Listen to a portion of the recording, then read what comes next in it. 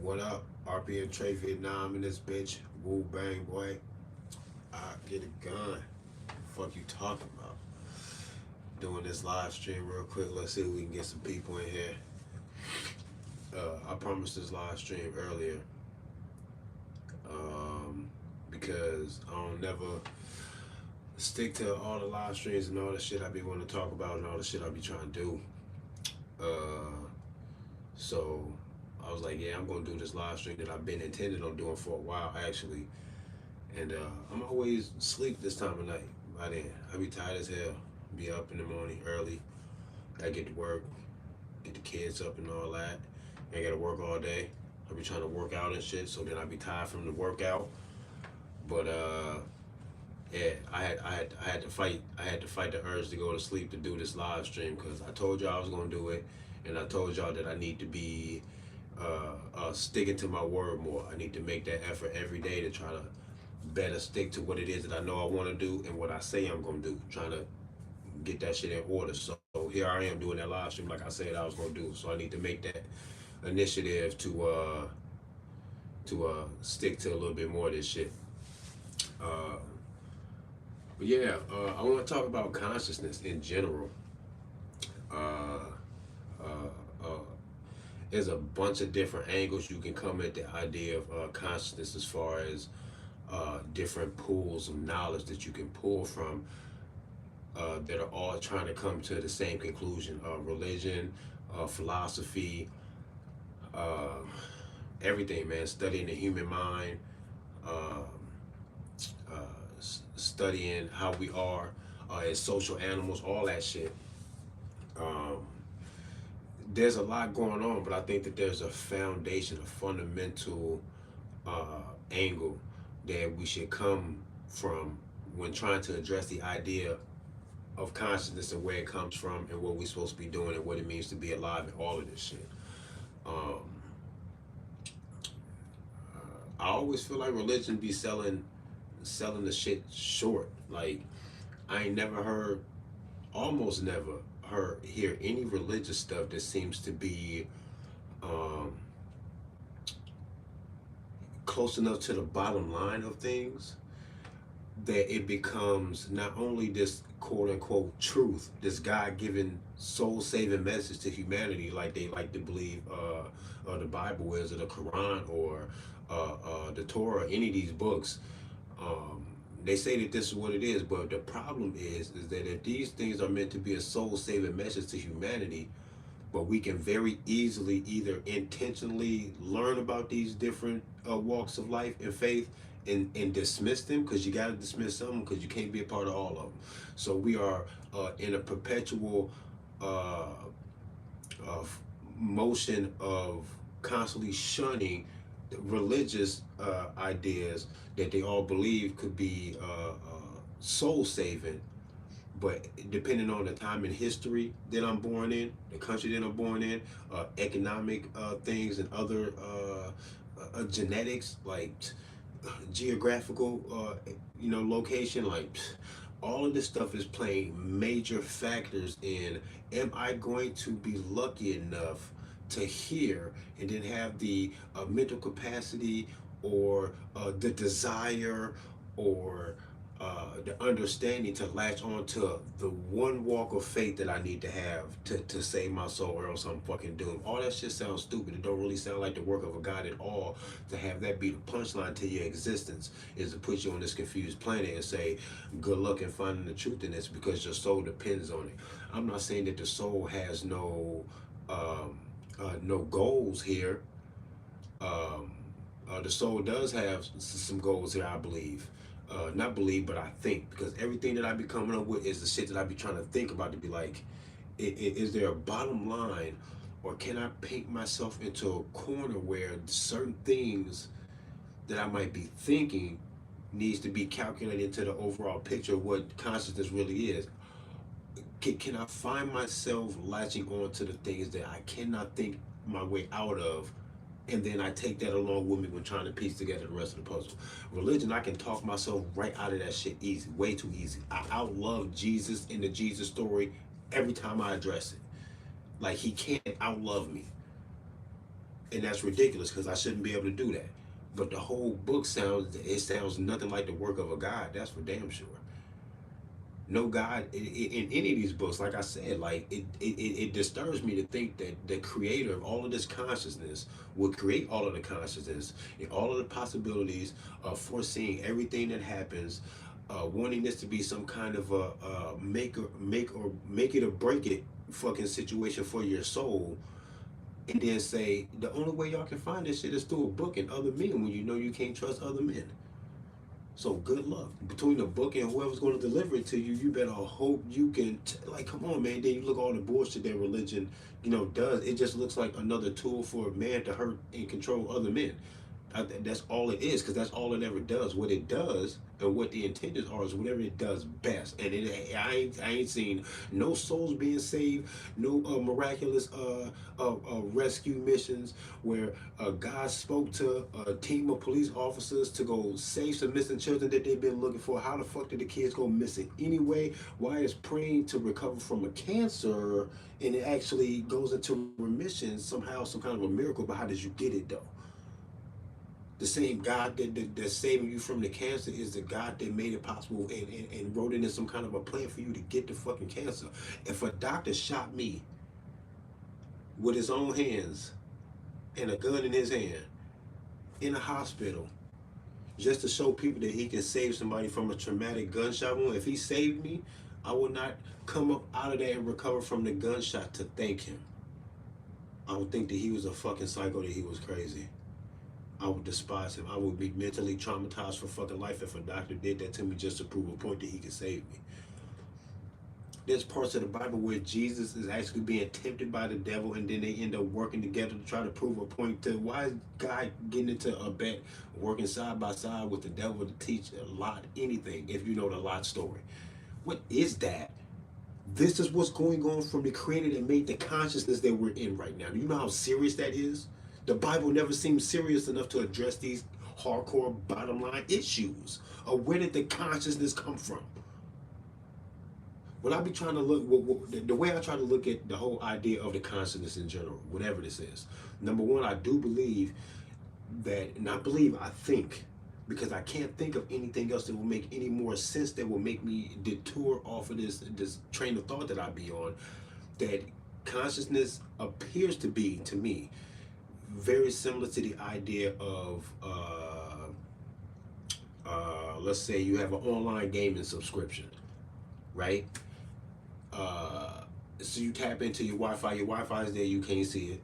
You create a profile or whatever. Your profile is in the cloud, on the Wi-Fi. All of that shit is just there. You can access that shit from your PlayStation and your profile, but it's always there. But then you can access and then manipulate your profile, get your attributes up on your character you created, or do whatever, right? But this is who you are in this gaming reality, and I kind of feel like life, we are a little piece of this Wi-Fi, internet, cloud consciousness, and your body is your fucking PlayStation.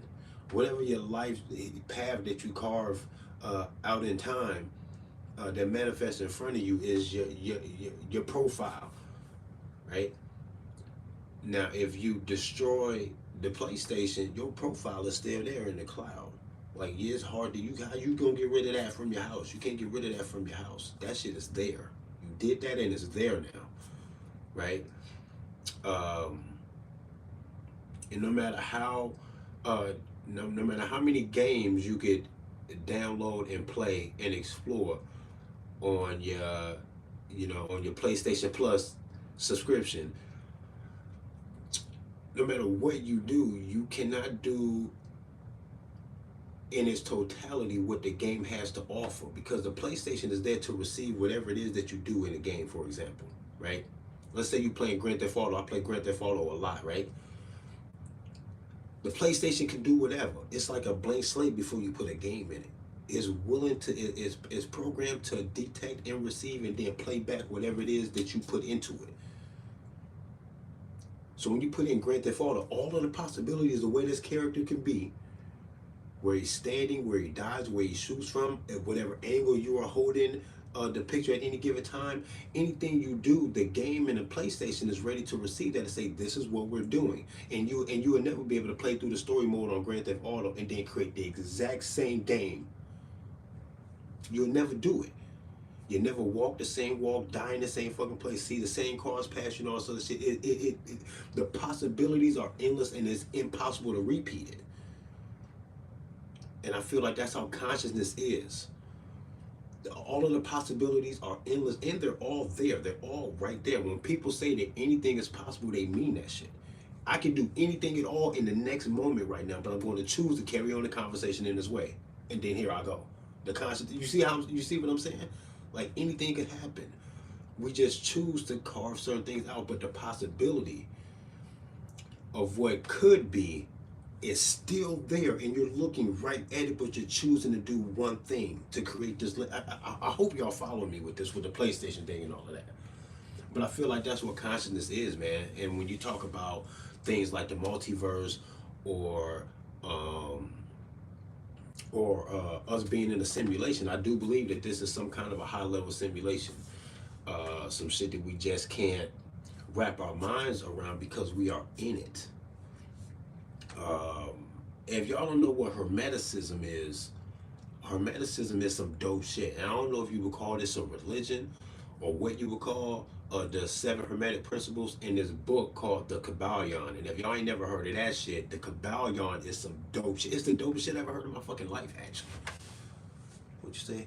Seems like revelations from the Bible is playing out 2,000 years written in the beginning.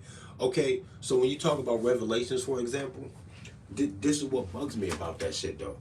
Because from one angle, I can address what it is that you're saying, I'm going to address that. But from a whole another angle, before anybody can like quote or reference the Bible to try to mirror it to reality, to try to validate what it is that's going on because there's some similarities or whatever, I understand all of that, and that's a whole nother ball game. I think that there's some fundamental things wrong with the idea of every punchline in all the Abrahamic religions. I think it's something fundamentally wrong with those and in other religions too, but those 3 especially because I know them the most. The punchline is there's absolutely no way that it makes any sense. If I'll put it to you like this. Let me address the Bible and how morally flawed that I think it is in regards to almost everything. There's almost nothing in the Bible that I hear that I can go, that sounds dangerous and sickening and something that no one should even co-sign or agree with or like or wish for. What the hell is that? And there's way too much of it that I think that the thing is just fundamentally flawed. It sounds more like the men that wrote it in the time that it was written than it does to be like the work of some God. But Revelations playing off right now to me ain't nothing but the idea of the fact that they playing a long game anyway. Though the world is already being controlled. Man changed it. Enoch is the real deal. Yeah, there's definitely. How can I put this? I'm trying to figure out how to put this. You ever had a casserole that had 1 or 2 ingredients in it that ruined the whole idea of the casserole for you, or you went, I'm not eating that? That's what religion sounds like to me. And even when you talk about the book of Enoch and all this other shit, even if that has any truth to it at all, this is religion. This is gonna be a good example if I can convey what it is, and I'm thinking this is gonna be a good example of what I was trying to say earlier. It's not deep enough. It just doesn't go deep enough. Whatever is in the book of Enoch that's supposed to be so true still puts us into a reactionary position about something that may or may not have happened, that could have never happened, because reality is such a blank state in its inception, in the purest form of consciousness, is such a blank slate that anything that anybody does to it will become a snowball effect of reactionary things that could have easily just not happened or not been the case at all. Because okay, I'll give you this example. Like, this is why racism seems to be like kind of wishy-washy to me, because I can't figure out.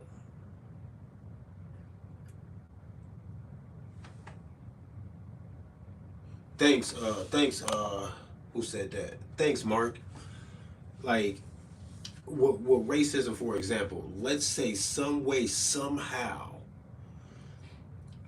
that whatever the the white supremacy thing is, whatever that is, wherever it came from, if you can even imagine it, you have to say that it's possible. And I don't mean just about this thing about racism that I'm about to point out. I mean everything at all, wherever your imagination goes, as far as writing poems to writing a movie script, or even movies that you see.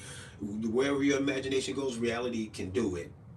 Because who the fuck are you to be out thinking consciousness and the reality that you're in? Where your brain come from? Where your mind come from? Nothing rises higher than the source. So if you can imagine it, I think consciousness went.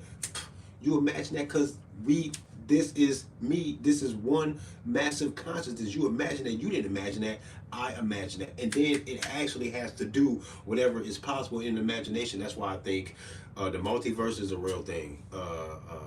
Forever, eternity is a real thing. I think we're in it. There's no way out of it. I think that's the only trap that we're in, is that you can't get out of the consciousness. And I can go into that deeper too, because like I'm kind of getting off point a little bit. But like with racism, let's say that the racism never happened in that way. Let's say that from the beginning of mankind, it had always been, or somehow obtained at some point in our past, the idea and the truth that we are one and that we need not fight each other to progress humanity and society, that working together is always better, coming to peaceful agreements where not only do you not hurt anyone, but then you don't give anybody a good reason to want to hurt you, and thus things will be diffused, and that the building of these different industries and the gathering of resources and shit that came from all of this conquest, bloodshed, and slavery, if it was done on a business aspect where people was partners and wasn't nobody killing nobody to get this shit done, people were paid for the shit and they sheltered wealth. Let's just say some way, somehow, that would have happened. If that would have happened and the racism would have never ever happened, now all of a sudden this black power shit that we have to sometimes put on in reaction to the racism, where would it be then? Would we have it? Would there still be some kind of a fight to prove to you that me being black means that I'm special to humanity and the vibration of the earth, because I'm some special demigod because my skin is black? Would there be a fight about that? Would it still be true? And what would that mean to the rest of you? You can totally fuck up what the fuck it is we think is reality if something that simple would have just been what we just got off on the good foot. That's just where we were. That's just what happened. Nobody ever fought like that. So then look at the rest of, come on, man. Like, you change a lot when you do some shit like that. And to not take your imagination there is to say that somehow it was inevitable, or it was fate, or we are on one linear timeline where the only thing that could possibly ever happen is the one thing that actually did happen and nothing else is possible, and that's bullshit. Because you can play Grand Theft Auto from story mode from beginning to end, and then you can do that shit again when you complete it, and you're never going to get the same, you're never going to get the same motions. You're never going to get the same emotions. You might improve in some missions. You might do worse than others. It might take you longer to get through, depending on if you bullshitting. You ain't wear the same clothes. Your character didn't die the same way. You might have a higher cop fucking kill count on the game, on your stats. All type of shit. You'll never duplicate the shit. Never, ever, ever in a million fucking years could you do it. It sounds ridiculous to even imagine that you would play through the game and mirror that shit every step of the way, every little minute detail. Impossible. Not gonna happen. Not gonna happen. But the possibilities of anything you can possibly imagine, the shit that you've never seen in the game, exists right there in front of you while you're playing the fucking game, and you don't know it because you're carving out one fucking path. To never see this other stuff is just somehow, if you don't see it, it ain't there, it ain't possible, it slips your mind. Literally. It never crosses your mind, it never manifests, so you never see. But that's ridiculous though. So when people say highly imaginative things, like for example, like this idea of a multiverse, where maybe it would not have been impossible that maybe my mother died in a car crash when I was young, and then I was adopted by an uncle on my father's side, um, and maybe he has some military service, and then I was born in Russia some way somehow, and felt this longing to live in Russia, and but I mean, my life could be anything. I could be a black politician in Russia, and it's not fucking impossible because when I say it, I can imagine it. I'm not going to out imagine the consciousness that put us here. What all this shit is, I'm outdoing it with my imagination. My imagination thought of something that it has not fucking computed and then put out there. The multiverse thing, I'm with that, bro. I believe somewhere in some other life or dimension or whatever, I was a fucking black politician in Russia. And I don't care how silly that might sound to somebody, it's got to be there. Because I don't know how to think myself out of the fact that nothing can rise higher than its source. And I'm not imagining something that the consciousness has not. And if it imagines, then it does. It doesn't save things in a bank. It is eternal, a sprawling light of fucking possibilities and manifestations with no place to go but out the fuck there and all over the fucking place, missing nothing, not a spot. I don't know how else you can have a consciousness like what we have, what we're in. The fact that I'm alive and conscious and I can ask, what the fuck is this shit? Like, why? What is this shit? Life is weird. Period. If you just stop for a second and think about consciousness, it's spooky as fuck. What the fuck are we? What is this shit and how do we get here? It's weird. It's weird as fuck. It's so weird that it's cool.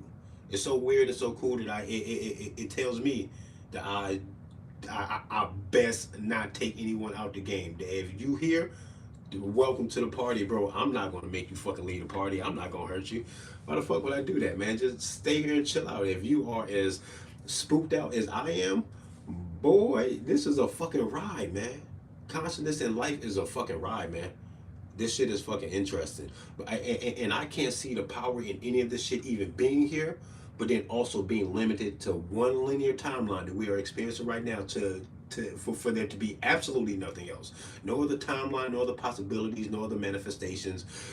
To make this shit and then to limit it like that would take a fucking God that I could, a consciousness or a power that it makes no sense to me. It makes no sense to me. Once this shit is here, you got to go balls to the wall, maximize. And you cannot maximize with one single linear timeline that we think that what we see is the only fucking timeline of humanity, possibilities, consciousness. There is nothing else. What will hold it to the nothing else? This is where religion loses me. Religion loses me. They want you to think that this is a linear thing and you got to do this and that, and this God exists outside of time and separate from you, and you got to get back to it. Boy, the consciousness that I know that I see, I'm inseparable from it. And it can't even tell its whole fucking story of its existence or whatever it is without mentioning me. We stuck, bruh. I can't go nowhere. I can't fucking piss it off and I can't make it happy. That's not what any of this is for. It is the consciousness out here playing a game on itself is what I think it is. And it does that through a projection of a mental projection of a reality that, like I said, it doesn't miss a spot. I think that we are in a simulation that is a mental projection of some consciousness, the overall consciousness. And we are a part of it. Much like everything that is the Incredible Hulk is Stan Lee. But the Incredible Hulk is not Stan Lee. You see what I'm saying? That's what we are. Everything that we are, and everything that this is a part of the all, the great source. How could it not be? It is that, and it can't be separated. There's no game to try to get back. We are stuck in it, bro. You cannot get out this shit, man. Y'all bucking if y'all think that somehow, even the idea of a hell is like you still somewhere though. And if this God is the creator of all things, and all and everything, all of the consciousness and all of that, then you gotta accredit him to that hell shit and call him that too. Or we got to talk about something different. It's got to be something way more encompassing than this idea of a separation from the consciousness. And I got to beg and think and cry and beg and worship. You ain't got to do none of that shit, bro. What the fuck for?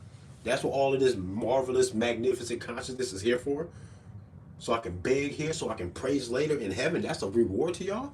That sounds like spiritual slavery. How you gonna get somebody? How you even keep heaven to be heaven? If there's any spiritual freedom and redemption from living a hard life down here to be had in some fucking heaven, if any of that is there, you will be even freer than you are here. You're not going to lose all ability to even think outside of the heaven, so that you can't taint it to make it a little piece of hell because you wandering off in your mind or feeling free in your spirituality. Heaven won't even let you do that. You go to heaven, that shit gonna stay heaven because you can't ruin it. That's weird. That's weird as hell, boy. That's the reward. Y'all bugging. We are spiritual beings living in a physical experience. Our souls live on other worlds and realities. Agree, man. Yeah, man. It has to. There's no. And what up, Afro man? Good to see you in here. You damn right. Oh, it goes on forever. And this is what I'm saying about how I can't think outside of it. If it's already here, the consciousness is here. All of this shit is here. The only way to maximize it is to say that it goes on forever and it doesn't miss a fucking spot, and there's nowhere else for it to go, and it always has been here. That's why it will always be here. There's no way to get away from it. The game that the consciousness is running on itself is plugging us into this shit. And I'm not saying that it's for entertainment, but I am saying that this is how the polarity works. Being the one mind, and the polar opposite of that is being a countless number of individuals. And then another polarity inside of this rubber band effect of us experiencing and being a part of the great consciousness is that the consciousness is forever. But when you plug us in down here, the only thing you ever worried about in your fucking life is death, nigga. It drives everything you do. It's the driving force behind your horniness and all that productivity. Every time somebody tell me the population of the earth, the first thing I think of is a lot of you motherfuckers out there raw dog and don't nobody like condoms. Everybody shooting the club up. All of these babies out here. That's all I hear when you tell me the population of the fucking planet. There's a lot of raw dog sexing going on. The fuck? Because everybody's scared to die and everybody want to carry on and procreate. We are naturally prone to do that shit. If you put two mentally disabled people into a room of opposite gender, I don't care how far behind they are in their mental developments and understandings, I bet you they figure out fucking. I bet you they figure it out. I bet you they figure that shit out.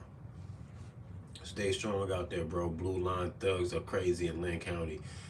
Yo, yeah, you know they is though, and but they don't never try to play me because I be out here tough in Lynn County. I make these motherfuckers salute me. So whatever they got going on or whatever, they keeping the fuck away from me about the shit. I'm starting to feel like if people want to fight police brutality, that you just carry a gun and then you tell the cop then he's gonna have to risk his life to fucking to be like that. Then maybe that might be the case. But actually, I don't want to fucking talk. Fuck the police, but I don't want to talk about them. But yeah, man, the best way to maximize all of this shit since it's already here is for it to go on forever and for there to be no way out of it. And I think death. Oh yeah, for sure. We're gonna talk Afro man. Hell yeah, cause yeah, we need to. Bro, we'll do an open carry or something. If you anywhere around here, you are on their heels out here in Lynn County because they on some bullshit and you got the diamond. Yeah, we'll do that, bro. Yeah, I do got an email. It's anarchoxman@hotmail.com. That's ANARCHOXMAN at hotmail.com. I'll put it in the description too after I upload this video too. You can come back to it. I'll put the email in the description. I need to do better with put my Cash App and other information, disclaimers and all type of shit in the description of my videos. I mean, I be lacking. So, I need to get my shit together because I could be more tight, more professional with my videos and all the type of shit, man. But honestly, man, I be trying to come from the heart, and I don't want to be like. I don't want to do too much, and then I be doing too much. I be coming up with video ideas, and then I be wanting like Hollywood like quality and organization into the video, or else I don't want to do it. And I gotta stop being like that too. But about this reality shit, I love it. The polarity between the eternity of the source of the consciousness, and then how the flip side, polar opposite of that, is that we down here worried about death like this because we see death as what it is. From the time you're little, you see death, and then you kind of understand, hey, that looks painful and scary and mysterious. Where'd he go? Why you won't get up? Type shit. When you talk about the little kids, and then they grow to mature, and then they hit that age where they realize what death is, and they realize it's inevitable, and then you have to be like, okay, all right, now how do you feel? Shit just got real on your little young ass. I remember being young and realizing what death was about, and then telling a few of my cousins that death was inevitable. We all gonna die. They can't get out of that shit. They gonna die one day. And I made their ass cry, and then I got in trouble. I get in trouble for that shit. They're like, why are you telling them kids? And I'm like, cause they asked, and I thought I was just talking, bro. This is what I know. I can't remember how old I was. I was kind of young though, like 8 or 9 years old, 9 years old or some shit like that. But I had to tell little shorties, yo, you gonna die, nigga. and that's wild. But like, from diseases, natural disasters, wild animals, war, violence, individual violence, man versus man out in this bitch. A lot of things that kill you. You born, and then people die. You hear stories about dead relatives that died before you was born. People die as you growing up and shit, which usually brings the conversation to the table when you're trying to teach a little kid about what death is. Somebody dies in the family. Now you gotta talk to them. I hardly ever feel the desire to really explain it to my kids unless it's something like that. Like, we gotta face it, but I'm gonna do better in trying to time and feel out when to explain these things, because it can be traumatic. But I think that's the point though. I think this is the polar end, the polar opposite of the fact that we are part of a consciousness that is forever, and he can't go nowhere. It can't go nowhere. I think maybe we it's very possible that we die and that we go on to take a little piece of our we take our consciousness with us.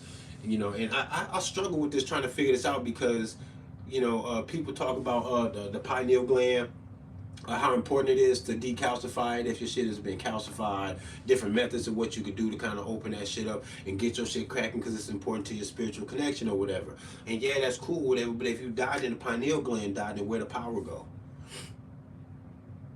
If this is so important to keep them, then you can't keep that shit. Anything in this physical shit, you're not gonna keep that.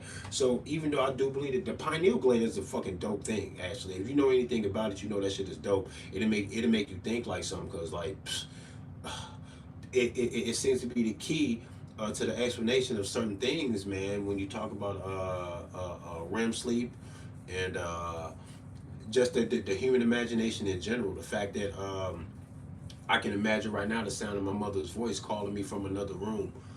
When I was a kid, I can still hear it. It's in my head. I can hear it, and I can't hear it. Of course, it's not audible, but somewhere inside my brain, still, I think that I can hear it, and then I know that I hear it precisely, exactly the way it was. Might even be, if I could think enough, I might even be able to think of a story of what was on the other end of her calling me from another room. Was it to take the fucking trash out because I said that I was going to and I didn't? Was it to ask me what I wanted for dinner? I don't know, but I can hear that shit. Like, your brain is hanging on to those kind of things, you know what I'm saying? And who knows what other deeper, primitive, deep down memories and shit that we have from previous generations, which they believe that we are harboring positive and negative memories inside our DNA or somewhere inside of our psyche that is underlining um, it's an underlining factor in how we think and see things in our everyday life right now, and that's very possible. The human mind is some crazy shit going on, but when that is destroyed, for example, like if you were to break the fucking PlayStation, in my PlayStation example, your profile is still there in the Wi-Fi. You just broke the PlayStation. Maybe you get another PlayStation. You get a PlayStation 5. Maybe you upgrade and then you fucking download your shit from the cloud and then you fucking take off and do even greater things. I don't know, but I would almost have to imagine that would have to be the case, because what would keep it from not being that? It's already doing it one time. I think it has to maximize the potential, or else be short. It will be lesser than. I can't outthink the consciousness. That's my big thing with all of this. I should not be able to outthink whatever the truth is. If I can think and then imagine it and give the idea of consciousness the power that it deserves, when I'm looking right at this marvelous shit, I can only imagine that it will be even greater than what I'm seeing right now if it was eternal, and that there was no way out of it, and it just sprawled on with all of the possibilities manifesting themselves somewhere in space and time throughout eternity, and that it never stops, and it's always been here, and it's just going and going and going, and it can't stop. That sounds way more powerful than being like, this is the only linear timeline of existence ever to be, and we're in it right now. Come on, bro. Come on, bro. How that happen? How it get like this and then it be that limited? How? It just seems weird. It seems weak, and I shouldn't be able to outthink it when trying to give it the power. It's got the power beyond what I can think about it. It has to. I cannot be outthinking this shit. That's why I believe the multiverse and all this shit has to be real. It's got to be real. and maybe every decision you make kind of splinters off into a.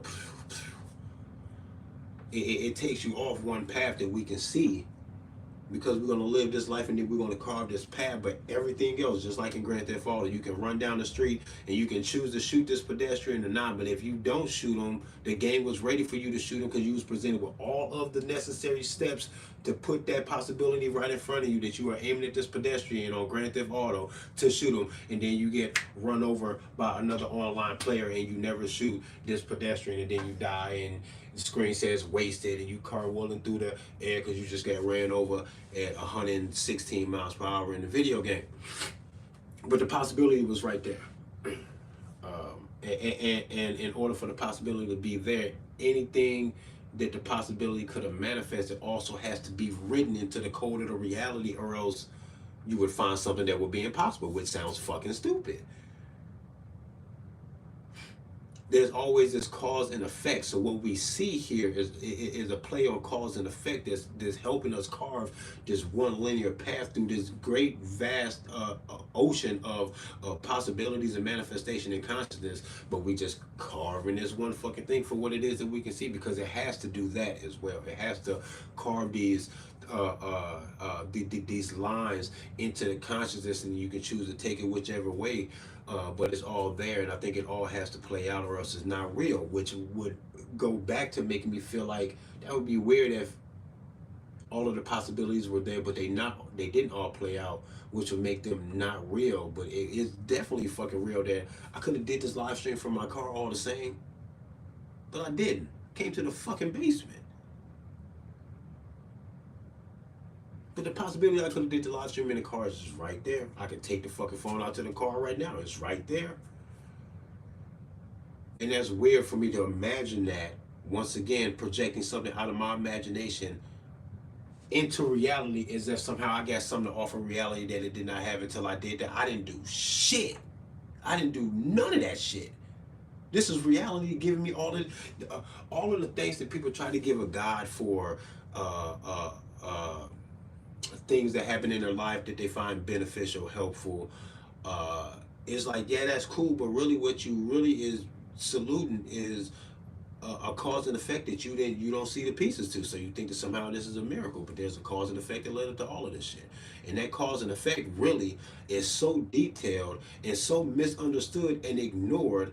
It's so impossible to actually map out that if you want to thanks if you want to feel grateful that something actually manifested that was super positive for you and you were glad that that worked out, it is helpful to be grateful for that shit to happen, because anything in the world could have detoured that from happening. The possibilities are endless.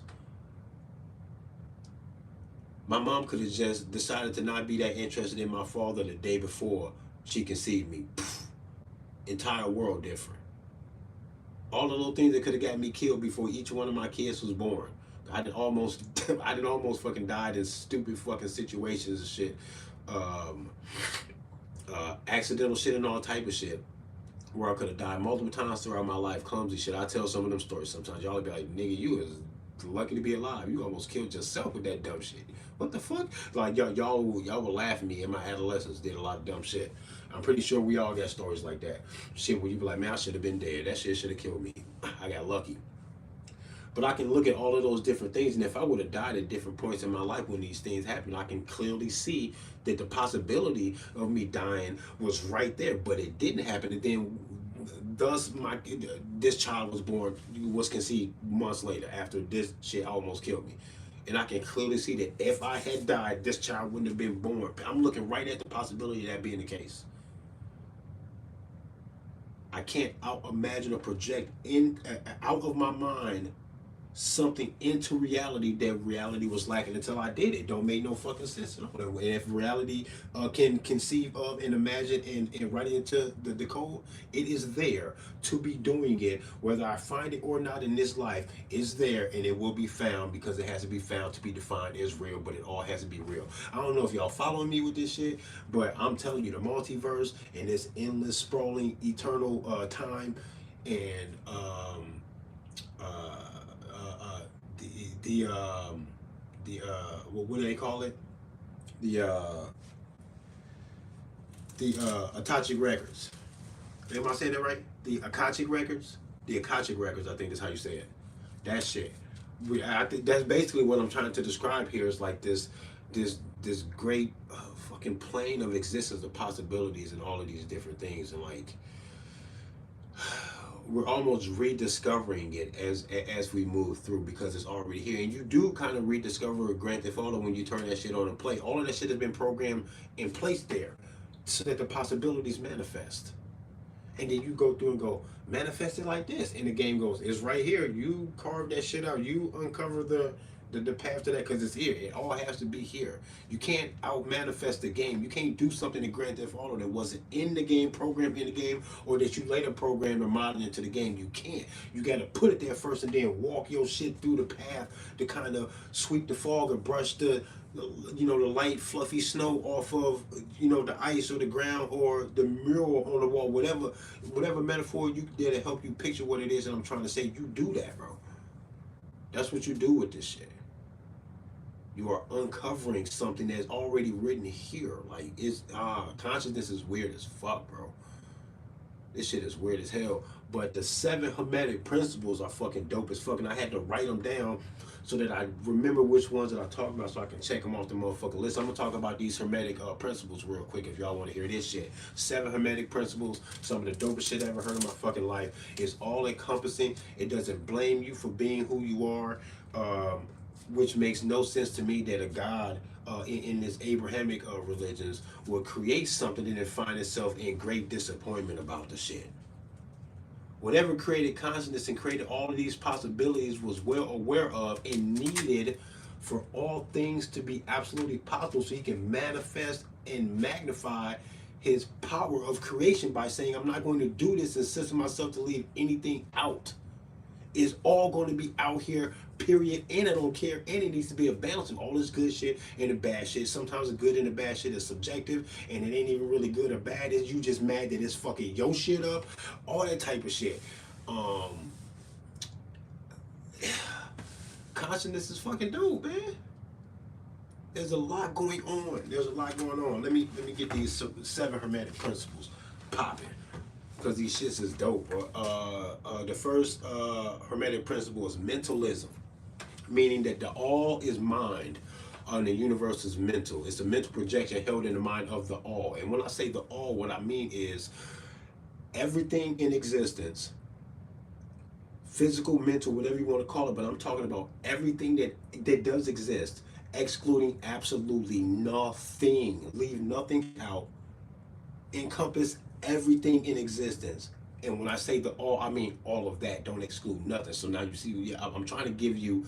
I want you to understand that when I say everything, I mean everything, all of the time, all of the everything, all of the fucking consciousness, all of the physical shit, outer space, whatever the fuck all that shit is, gathered all together, all of it. Don't exclude nothing. That's what the all is, okay? And that shit is a mental projection. What we are doing is living inside of a mental projection. And what we can't reconcile is how is it that we're living in a mental projection, but all these things seem to be such an individual struggle, individual perspective, and how the fuck can I find myself to be so conscious in the mind of somebody else's dream? In this dream of this consciousness. You know, I had this conversation when explaining this shit to a friend of mine some years ago, and that's what he said. He's like, okay, so we're in somebody's dream, but why do it feel like it's that I feel like I'm me though? And it's like, because you are the consciousness, bro. You're just a little piece of it that's inside this thing to take a look at itself, to do this, to fear death when there is no death for you. That type shit. So he's like, oh fuck, okay, yeah, okay. And he was really into it, and I don't know how much of it he took. I haven't talked to him actually in years, so I don't know how much of it he really applied to his life. But we had a couple of good conversations about hermeticism, man, and he seemed to be with the shit. But I think it's a dope thing, man. I think the idea that mentalism is absolutely true. And I believe that I think that the mentalism is true because you have to ask yourself as far as who we are as conscious beings, and how is it that we can be the creation of anything when this anything is already the all? Because when you encompass everything, you can't say the all plus something else because it created something. That don't make no sense, because that's already included in the all. The all cannot divide itself or manifest or actually create anything in the way that you'll be thinking of. If I wanted to build a house, but I'm already stuck with everything that is the all, but I don't got no wood for a fucking house, I can't go manifest and create some fucking wood to build a fucking house. Either that shit is here or it's not, type shit. Because if it's here, then it's the all. I can't say the all plus the fucking wood I need to build this house. That don't make no sense, bro. When I say the all, you gotta consider everything. And if we're already considering everything in a very fundamental definition of this thing, then how is it going to create something? It can't divide itself, because that's not creation to divide yourself like that. We might consider that when we live in life and having kids, and then you theoretically divide yourself. A little part of you becomes something else or whatever. But that's us down here with that. To do the exact opposite, as above, so below with this shit. The exact opposite of the real source of where we come from and what the fuck is going on here. We doing that. We as above, so below, man. We flip flop everything. Everything is flip flop like that. As above, so below. I dig that shit. And if you look real close, you will see that shit all over the world, man. All in your consciousness, all in your shit, man. It's there. It's rocking. Big time. All these hermetic principles are. And us being this mental projection is the only way that this thing can create something, because you can create something without dividing yourself or needing any other materials. And that is with your mind.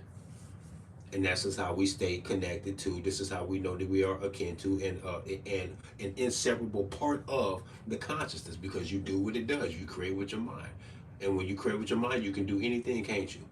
I can imagine some shit right now that I don't got the materials right here to do none of that shit, but my imagination, what am I not gonna be able to do with my imagination if I flex it? A whole lot of shit that I can't do right here, right now. And when you talk about the astral world or the dream world, REM sleep, when you dreaming and your pineal gland is sending you off with the fucking what is that the dimethyltryptamine, whatever the fuck it produces, got your ass bugging out in your dreams. You could have sworn you was in the house you grew up with. You grew up in when you were 7 years old, but the same house that you grew up with, you grew up in when you were 7 years old, is actually on your new block, and you done moved halfway across the country, and this dream got you fucked up because you could have sworn you was in this fucking house, bro. You accepted that as your reality. You know what I'm saying? That's what your brain do to you when you sleep and shit. And I do believe that just as fluid as you do that, it is a shadow of the true manifestation of what your consciousness is capable of doing when you is free from this fucking meat suit that's really entrapping your fucking consciousness. And when you say that and you apply it to these Hermetic principles, and you really look at it and you talk it out, there's one of them things where I say that has to be the case because it feels so real that that's what it is, and I can't think my way out of it because I think that is the most awesome thing that reality could possibly be doing to you. Anyway, is that when you dream and you can and you know that your body is slowed down, you know that you got that sensory deprivation. Your ears and your eyes turn off, all that shit. Boy. You can't even feel the bed you in, none of that shit. Your whole body shuts down, and when your body lets go, your brain goes. That's what I need to get the fuck off of me, bruh. Get the fuck off of me for a minute, at least. I want to go home. I think niggas be homesick. You go to sleep because your soul is homesick, bruh. He wants the fuck out of here. For this to be the only thing that there is, and that there is no such thing as what the fuck I'm trying to describe here with the potential of an afterlife or your consciousness carrying on and just do other things because there's nothing else for us to do but to play in the eternity. If that's not real, then reality is whack as fuck because I sure imagined it. It sure seems like that's what is the case when you really look at some of these things deeply and then not just passively address these things, try to analyze them and call it something. I'm talking about literally force an application into your perspective about this shit. And when you do that, knowing that it's not a fucking game, because while we play a game or debate or negotiate or talk about or try to describe this consciousness of what it is in full force, 100% what it is, moving fucking forward. While we trying to describe it or figure it out or point it out to somebody, it's still just fucking buzzing, going, right? That's amazing. That's what it's supposed to do, and we're supposed to be catching up to it. But whatever it is doing something. We should be trying to figure out what it's doing and then apply the shit. And I feel like this mentalism that we are a mental projection, I don't think anything else makes any sense, bro. It just feels so real because we're in it, like a lucid dream, like a weird ass fucking dream. The whole roll your boat shit, spooky fucking song. Of course, we liked it when we was the kids. We just sang the song. As I grew up and began to talk about this stuff, it gives me like a positive, eerie feeling. I don't know if y'all can understand what a positive, eerie feeling is, because it sounds like an oxymoron, but it makes me feel positive that what it may be alluding to seems to be more real than what people will give it credit for. But then it's kind of spooky because then I start feeling that ghost in the shell shit. I can look at my hands and just stare at my hands for a while. And I've gotten so good at it now that it don't take long. I instantly feel separated from my body. I look at it and I go, yeah, that's cool, but that's not me. The feeling washes over me when I look at my hands particularly. Or if I look at myself in the mirror and I stare at myself in the mirror, after a while I go, that ain't even me. That's not me. Who is that? What the fuck is this? It's weird, bruh. It's weird.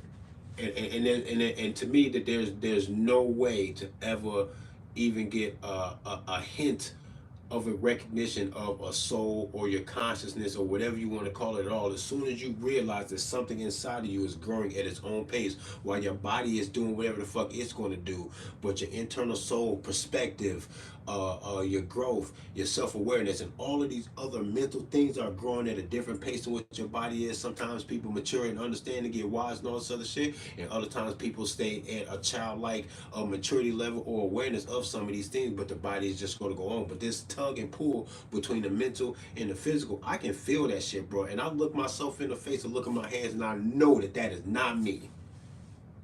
I know it's not. That shit feel weird as fuck. And a lot of religious people go, this nigga got the juice. Follow Jesus, nigga. Follow Jesus with that shit. I got a lot of religious friends that be like, nigga, you need to follow Jesus. No, you want me to bring all of this fucking slick talking, observation, and energy to that shit. And I'm telling you, that shit sounds like slavery, bro. How you gonna get me to keep heaven and be in heaven? You gonna have to make my soul ignore a whole lot of the possibilities of reality and what the soul could be doing or experiencing or understanding and trying to figure out and trying to move and groove and do my shit through the fucking cosmos. Heaven don't sound like heaven to me. Heaven sounds like spiritual prison. How you gonna make it stay like that? There's a lot of control to make it stay like that. I don't want to be there where there's that much control where you can call this something and define it and go, it can't be changed. It can't be budged. There is no experience outside of what fits inside of this spiritual uh, identity of the Christian heaven or the Catholic heaven or whoever the fuck, bro. All y'all shit sound fugazi as fuck. And it don't go deep enough because y'all introduced this shit into humanity when the truth or whatever the fuck all of this is was already here and you did not find it. Not in that bullshit that you talking about. I don't believe it. It makes no sense to me. I think reality is way crazier than that. I think it's way freer than that too. I think reality is too fucking dope to be pinned down to some shit like that. It sounds ridiculous to me. You're not covering enough. But let me go back on to this Hermetic 7 right here. I'm just a number 2 correspondence, or the principle of correspondence as above, so below. I do believe, I do think that this is absolutely true. I just had a revelation the other day where I kind of felt like, and of course, this is true on multiple levels, and it's kind of weird, is that when I'm doing my live streams and stuff and I'm out there doing my thing with the open carry shit, even when I'm doing my live streams like this, most of the time I'm fairly alone. Even when I'm out in public, I'm fairly alone unless cuz with me. Shout out to RPM Javier Gabos. Hit my guy up on Instagram and follow his shit. This nigga funny and he cool as hell. Of course, this my cousin, first cousin, blood cousin, and yeah, man, that nigga cool, man. Me and him had a very similar relationship with what y'all seeing right now when we was kids, man. It's weird how some things, just doesn't change. Me and Cuz was like this when we was kids. It's weird. I'm the one that talked all the time. He hardly talked to anybody, but he know he can talk his ass off to me. And he was like that when he was a little kid. He talked to me above most people in the family. They couldn't even ask this nigga what he wanted to eat. Deborah, I'm not gonna tell you what he wanted to eat. He gonna look at you like you crazy. I'm fucking like I had to take him in another room like, what you want to eat? And then he'll tell me. Then I gotta go back and tell him what he said he wanted to eat. He wouldn't talk to a lot of people. And now me and this nigga, you know what I'm saying, traveling around the country with this gun shit. What I'm doing? Talking my ass off. What he doing? Ad-libbing in the back, hanging back, chilling. He got a lot of shit to say every now and then. He speak up, but he don't want to talk to y'all. Nigga don't want to talk to y'all. But yeah, man, as above, so below, man. So the revelation that I had is that when I'm doing this shit, man, I'm talking to y'all, but I'm really talking to myself, though, I think. And I had to ask myself, am I trying to convince myself of the shit that I'm saying is right? Or what am I doing? And I know I'm not trying to convince myself. What I am doing is that I'm already convinced. Now I'm trying to project it outward to see if I'm still convinced when I say this shit out loud and to other people. But all in all, on a spiritual level, on a metaphorical level, I am talking to myself. And on a super spiritual level, in regards to this hermeticism, the principle of correspondence, as above, so below, the example that I'm trying to kick right now is that if I speak to you, I'm talking to myself. If I speak to 1,000 people, I'm talking to myself 1,000 times. I do believe, think. See, how many times am I gonna do that during this live stream to say believe? If you ever hear me say believe, just know that I mean think. I don't believe a goddamn thing. I gotta think. I don't even believe shit that nobody say to me. If I can think outside of what you're saying to me, I'm just gonna assume you lying.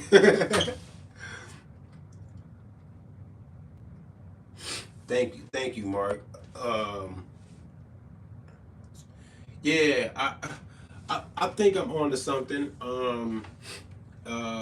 Really, all in all, I just be trying to think about how do you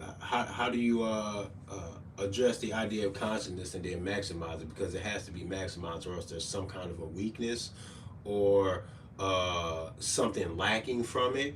But then when you consider eternity and the time and how great consciousness really is, when you consider everything, man, I'm talking about exclude nothing, man. I'm talking about the scientific biology, just making up the human body or the planet and the world and animals and all this other shit, whatever outer space is, whatever that fuck that shit is, whatever all of this shit is. When you consider all, then you go, wow, like for real. I say people talk about ancient cultures, old cultures. People speculate and plan for the future. All of this shit seem amazing to me, man. I'm happy to fucking be here for real. Like it's cool. This shit is fucking cool, man. Honestly, the dopest movie you ever fucking seen in your fucking life is your life, man. And I think it should be entertaining, and I think it's fun and it's cool and it's sad and it's scary and it's dope and it's magical and it's all type of shit, but it has to be all of that, man. It has to be, because if imagination makes way for it, then it shall be, period. And I'm not talking about yours, I'm talking about the great consciousness. It has to be, man. I don't know what stops it. What the fuck stops it, man? But the idea of correspondence, as above, so below. I'm talking to y'all, but I'm talking to myself, and the universe is us, but it's talking to itself, because there's nothing else here but the one consciousness. It is one thing, man. It's all one thing.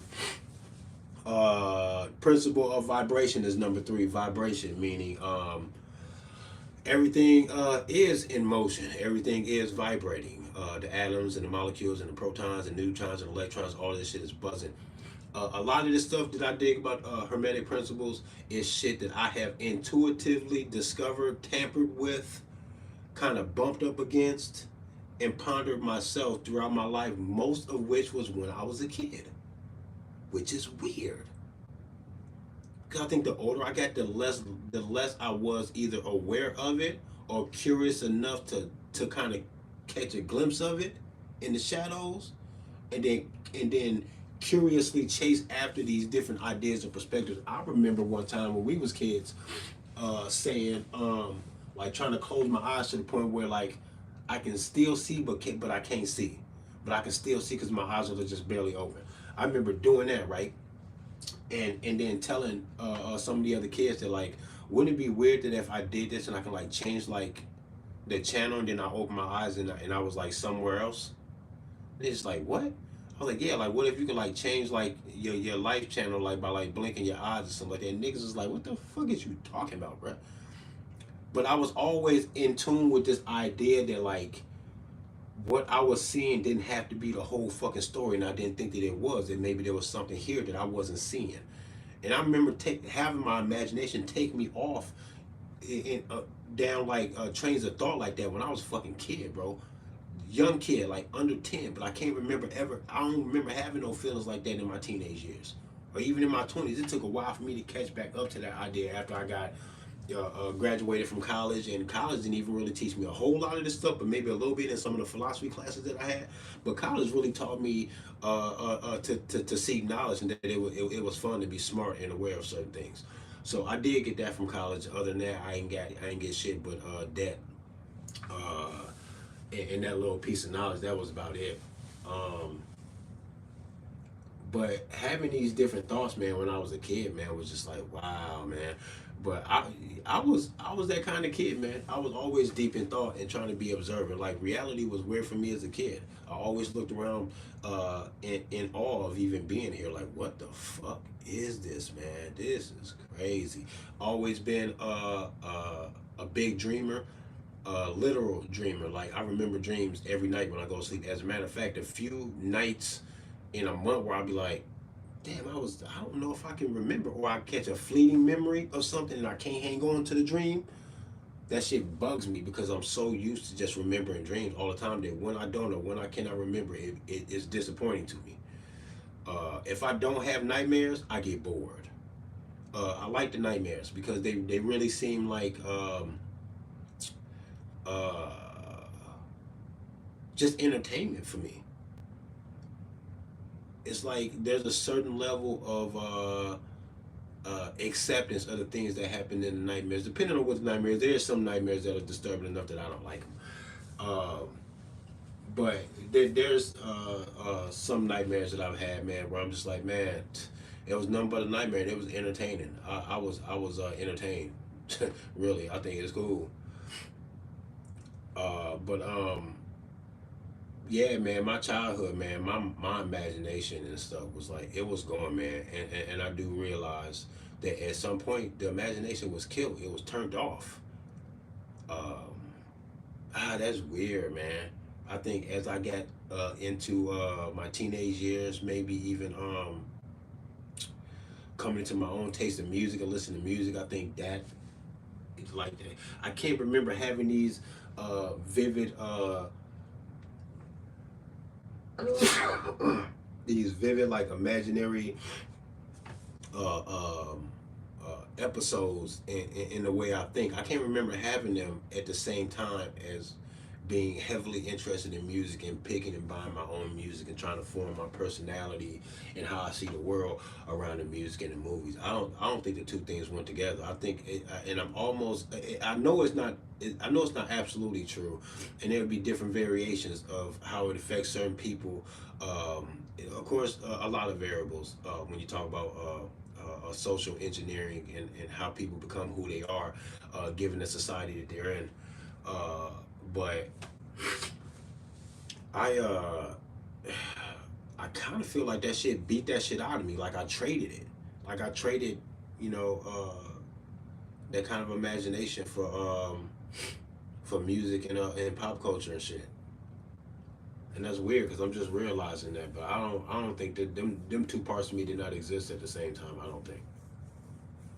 Uh, I think that shit hijacked my shit. Actually, I think I put more of my imagination in trying to be fashionable like some of these rappers, and other things, but I didn't put it into um, ask myself the deep philosophical questions that I think that when I was a kid and I didn't care about all that other shit and I didn't have to worry about much, especially when I didn't understand death and then I became to understand death.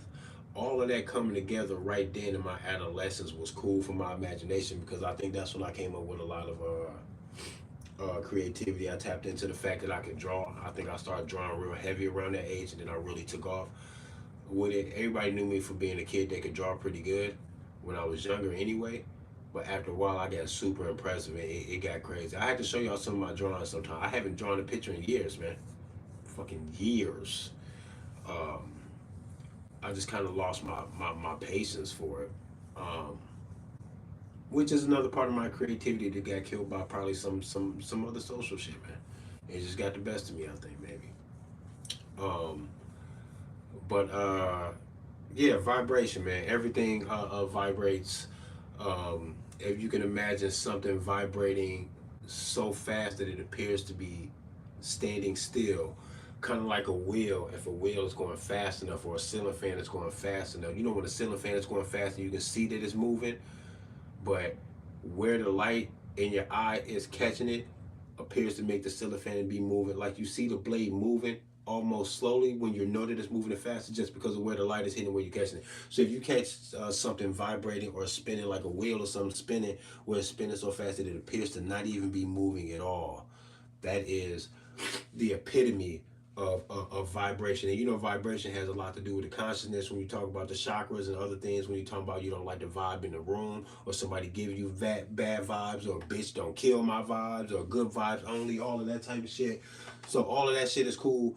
Um, it's all related. That's all the shit that people can understand. But the vibration and consciousness is a real thing, man. Because if you can imagine something vibrating so fast that it appears to be still, imagine something vibrating so low that it also appears to not be moving. And these are, the polarity and the idea of vibration. And vibration plays a big role in shit.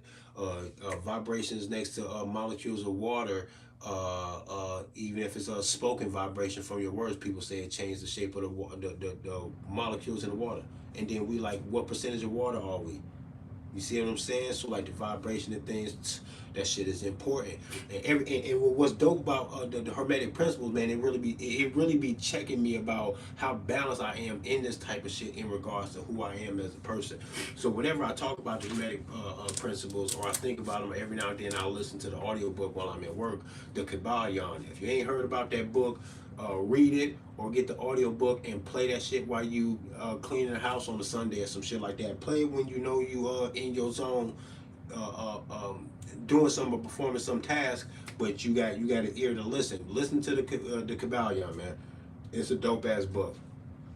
That's where you can find a detailed examination of the 7 Hermetic principles. It's going to make you feel strong. It's going to make you feel super. It's going to make you feel like you're recognizing the consciousness and then saluting the fucking consciousness and saying you are way more powerful than I can imagine. And the idea of bowing down to this makes a little sense, but you need not bow or give thanks to the consciousness. You cannot piss it off. You cannot make it happy. That's not what any of this is about. You can't change it. It is what it is. It is perfect in what it is right now, and it is what it is eternally. And everything you're doing is meant to play your role in the manifestation and the witness and observation of everything, whatever that is. This is how you reconcile violence in the world. To me, I think you can't make it a passive thing where you accept it, but what you can do is say that anything that can happen has a possibility of happening, and I will accept it at that point. At that right there, I can accept all this other stuff. Okay, it's gonna be what it's gonna be.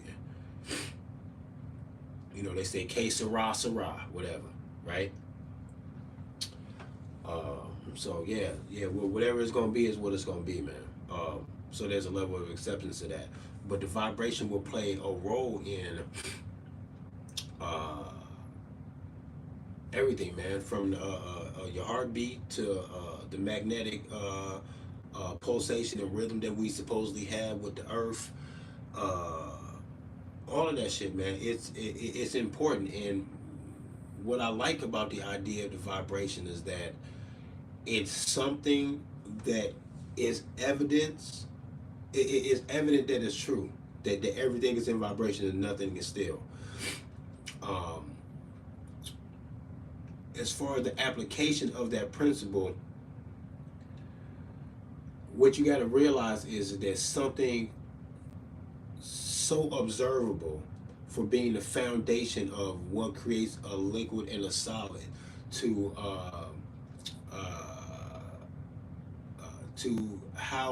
how we feel about other people when they're around, what it is that they're talking about, what they own, what they might potentially do, what their intentions are. All of these things is nothing in reality is arbitrary. If these things are to be true, that everything is in vibration, then it's not arbitrary. It must be accounted, because you cannot get to the great conclusions of how to identify the consciousness that you're in. You can't get to that if you ignore the principle of vibration or any of these principles. It all matters because it's all here, and none of it is arbitrary. How could it be?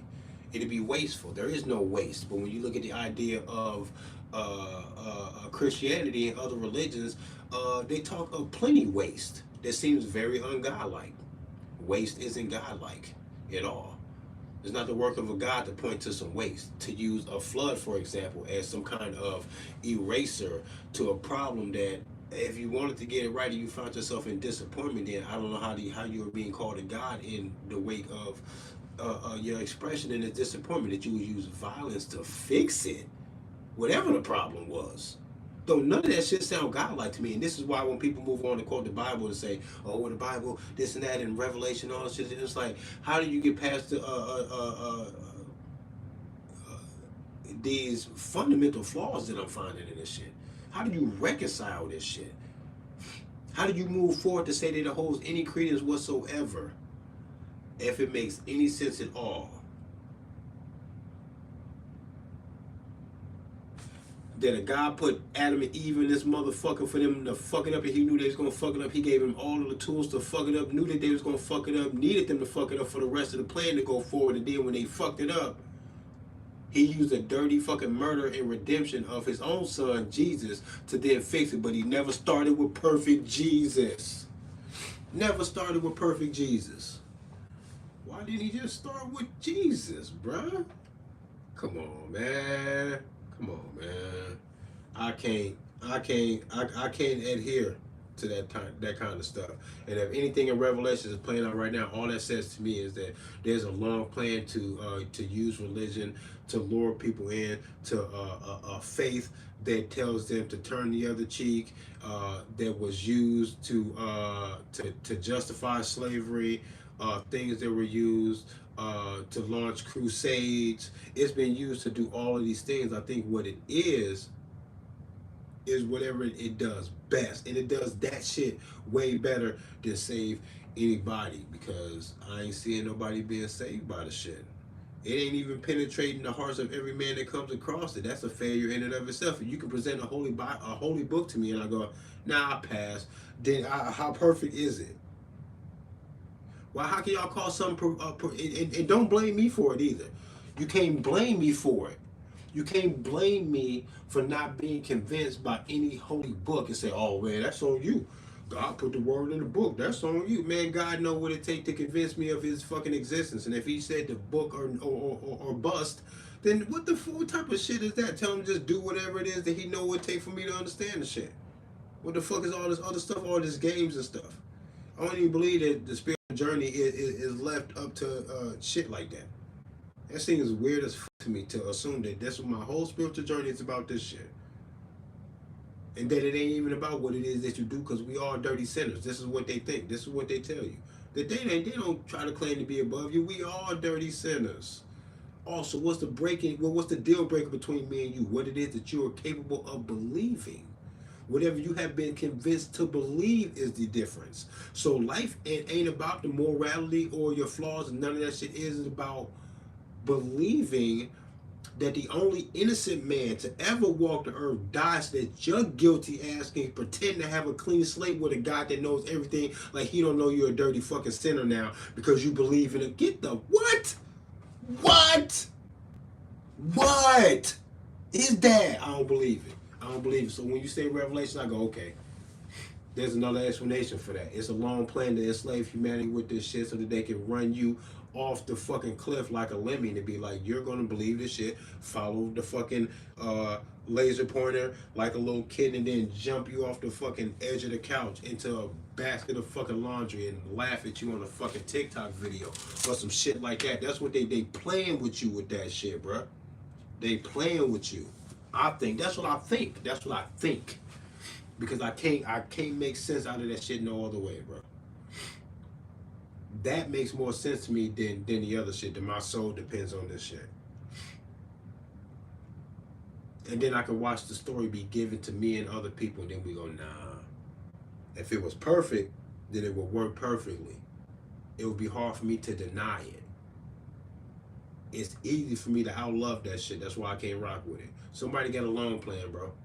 They've been playing the games and hypnotizing humanity into following these different religious faiths that none of them actually truly believe in and of themselves. All of these Jesuits and all of these other little cliques and groups of people who are dominating the world with this hypnosis, they also gave you the book, and then they want you to expect and accept certain things that part of God's plan so that you do not fight, so that you wait. What kind of hero tells you that the whole story ends in this way and shit is going to get super duper fucked up? And then I will show up when I did not show up for slavery. I have not fucking told any, I not come to any police officers in no dream to tell them where all of these trafficked kids are being held captive at. That shit ain't never happened. It ain't never come from no fucking dream where Jesus told nobody nothing. Jesus didn't build no school to cure diseases. He only supposedly did some miracles that he taught nobody else how to do. You did not maximize. How you maximize a motherfucking Jesus is, number one, the nigga don't leave here. That's how you maximize. If that would have been more effective, that Jesus died, resurrected, and stayed here and continued to get his ass smoked and come back, and he don't never actually die. He just keep on respawning on these niggas like the fucking Grand Theft Auto character in the fucking game. Then it will be hard for me to deny this nigga. What he did was not maximizing his potential, his power, his purpose. And because of that and a multitude of other things, I cannot rock with that Jesus story because I outthink it every time. I outcreate a better, more effective attempt to save the souls of humanity. I come up with better shit than that shit all the time, bro. That's why I cannot rock with that shit, because I am not going to outthink a God. I am not going to outlove a God. And if I outthink or outlove that book even a little bit, then I go, that ain't come from no God, bro. Because I'm beating it easily. I beat it way too easily. He should have started with Jesus. If he really wanted to save humanity, all of the good people will go to hell so they can change hell into heaven. And all the people that deserve hell will go to fucking heaven to be rehabilitated spiritually, the good way, right away, thoroughly, by the master. Get the fuck out of here. That's how you save the fucking souls if you wanted to save the souls. If he's real, the way you believe, Mr. Christianity, or everybody out there who believe that shit, if he's real the way he is, why he not being your superhero? Why he gonna wait to show up and send Jesus come rule over the whatever's left of the world after he goes into this Armageddon chaos, mass fucking death of humanity shit? Needing all this violence to propel his fucking plan, bro. What kind of God needs violence to propel the plan, man? But don't want you to be violent because that's ungodly. If y'all don't stop fucking playing with my soul, bro, get out of here. Next principle. The principle of polarity, number 4, principle of polarity, right? Temperature is one thing. Hot and cold appears to be two different things, but it's the one thing. It's the temperature, boys. It's the measurement of the degrees of heat and cold. But where on the scale do you say, oh, this is cold to who? To you? Not to them. Not to the universe. That's hot as fuck compared to the rest of space. What is you talking about? You gonna freeze to death on contact. The rest, that's the fucking beach to the rest of the fucking universe, the galaxy, nigga. Type shit. Like, there's perspective going on here. Some of the people that I felt, I ain't never hated nobody. Might sound like it. I talk meaner than a motherfucker. My oldest son's mother, she put me through some stuff when fighting for my son when he was young and shit, trying to protect him. And I thought that I hated her, but even in the midst of me hating her, I was always wishing, hoping that the good karma, whatever the fuck that's supposed to be, and we can talk about karma at some point, whatever that's supposed to be, I was hoping that if I wish something positive could be the reason why she got off of my ass and left me alone and left me at peace so I can just be a father to my son, I would wish the positive shit on her, hoping that the universe will grant that, because I'm trying to be positive and not be negative and wish death upon this bitch. That's what I was trying not to do, thinking maybe the universe will help me with this. I'll be positive. I hope this bitch wins the lottery. I hope all money problems go away and an abundance of wealth brings her to a point of having no more fight in her to fight with me about my son. Just let me be a father. I didn't care what it was. I just wanted something to change it so I can get the result that I wanted. It didn't have to be negative. And in the midst of all of that, man, for all the shit that she did to me and my son, come on, man. I never hated her. I only wanted the shit to not be the way it was, and I needed positive, negative. I was almost with the negative shit. I was with the negative shit. I just wanted something to change it, but I didn't want to be the negative. I wanted something positive to do it.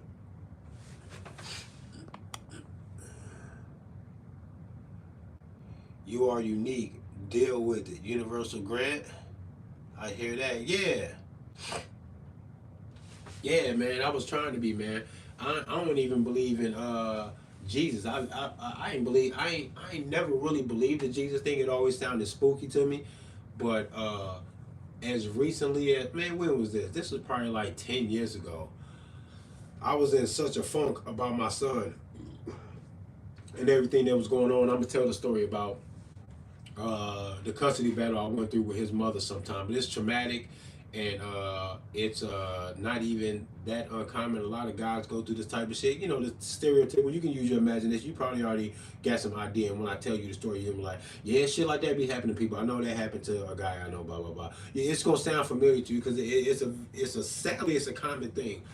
But all the shit she did to me, man, it was like what I wanted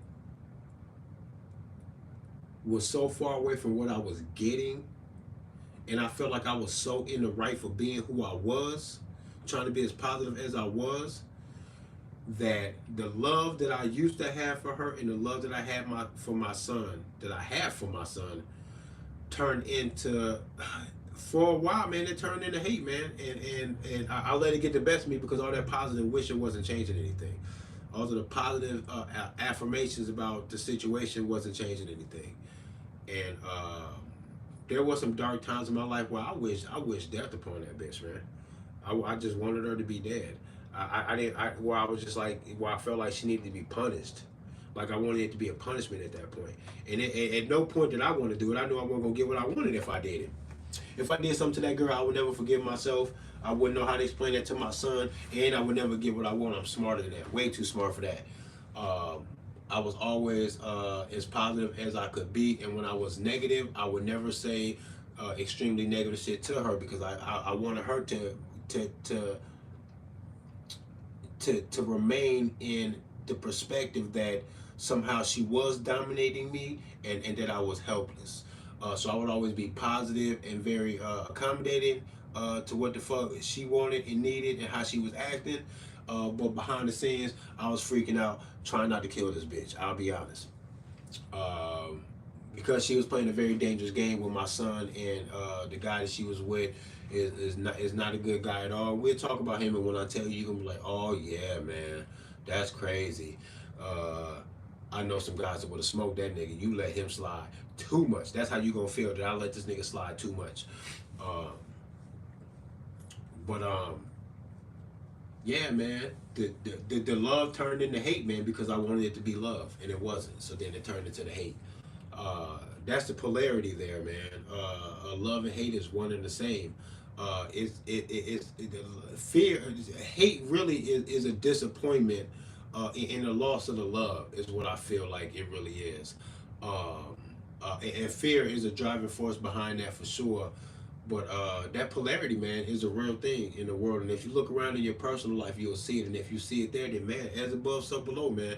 It's a microcosm, macrocosm kind of effect when you see things in a bigger picture, and then you know you see it in a smaller picture. You have to know that if you see it someplace, you will see it in the other place, and vice versa. It all goes like that, back and forth like a fucking slingshot, like a rubber band, stretching, ebb and flow of the shit for sure. The next one is rhythm. Principle number 5 is rhythm, like I was just saying, the ebb and flow, high tide, low tide, the pendulum swinging, man. A swing to the to the right will be an equal swing to the left. That is the balance of the universe. It is going to do that whether you notice it or not, whether you experience it or not yourself. On a universal scale, the universe will keep the balance. And because of that, I do believe that there is no such thing as the abolishment of evil, and evil will never completely triumph over good. The both will always be here. It is inevitable that it actually stays that way. Um, the best you can do is to swing the pendulum towards the good to where it seems to be heavy good, an abundance of good. Just know that it's going to go back the other way. It always does. It absolutely has to. There's no way out of it. These principles are not written things by a conscious being trying to make it so because this is what he thinks should happen.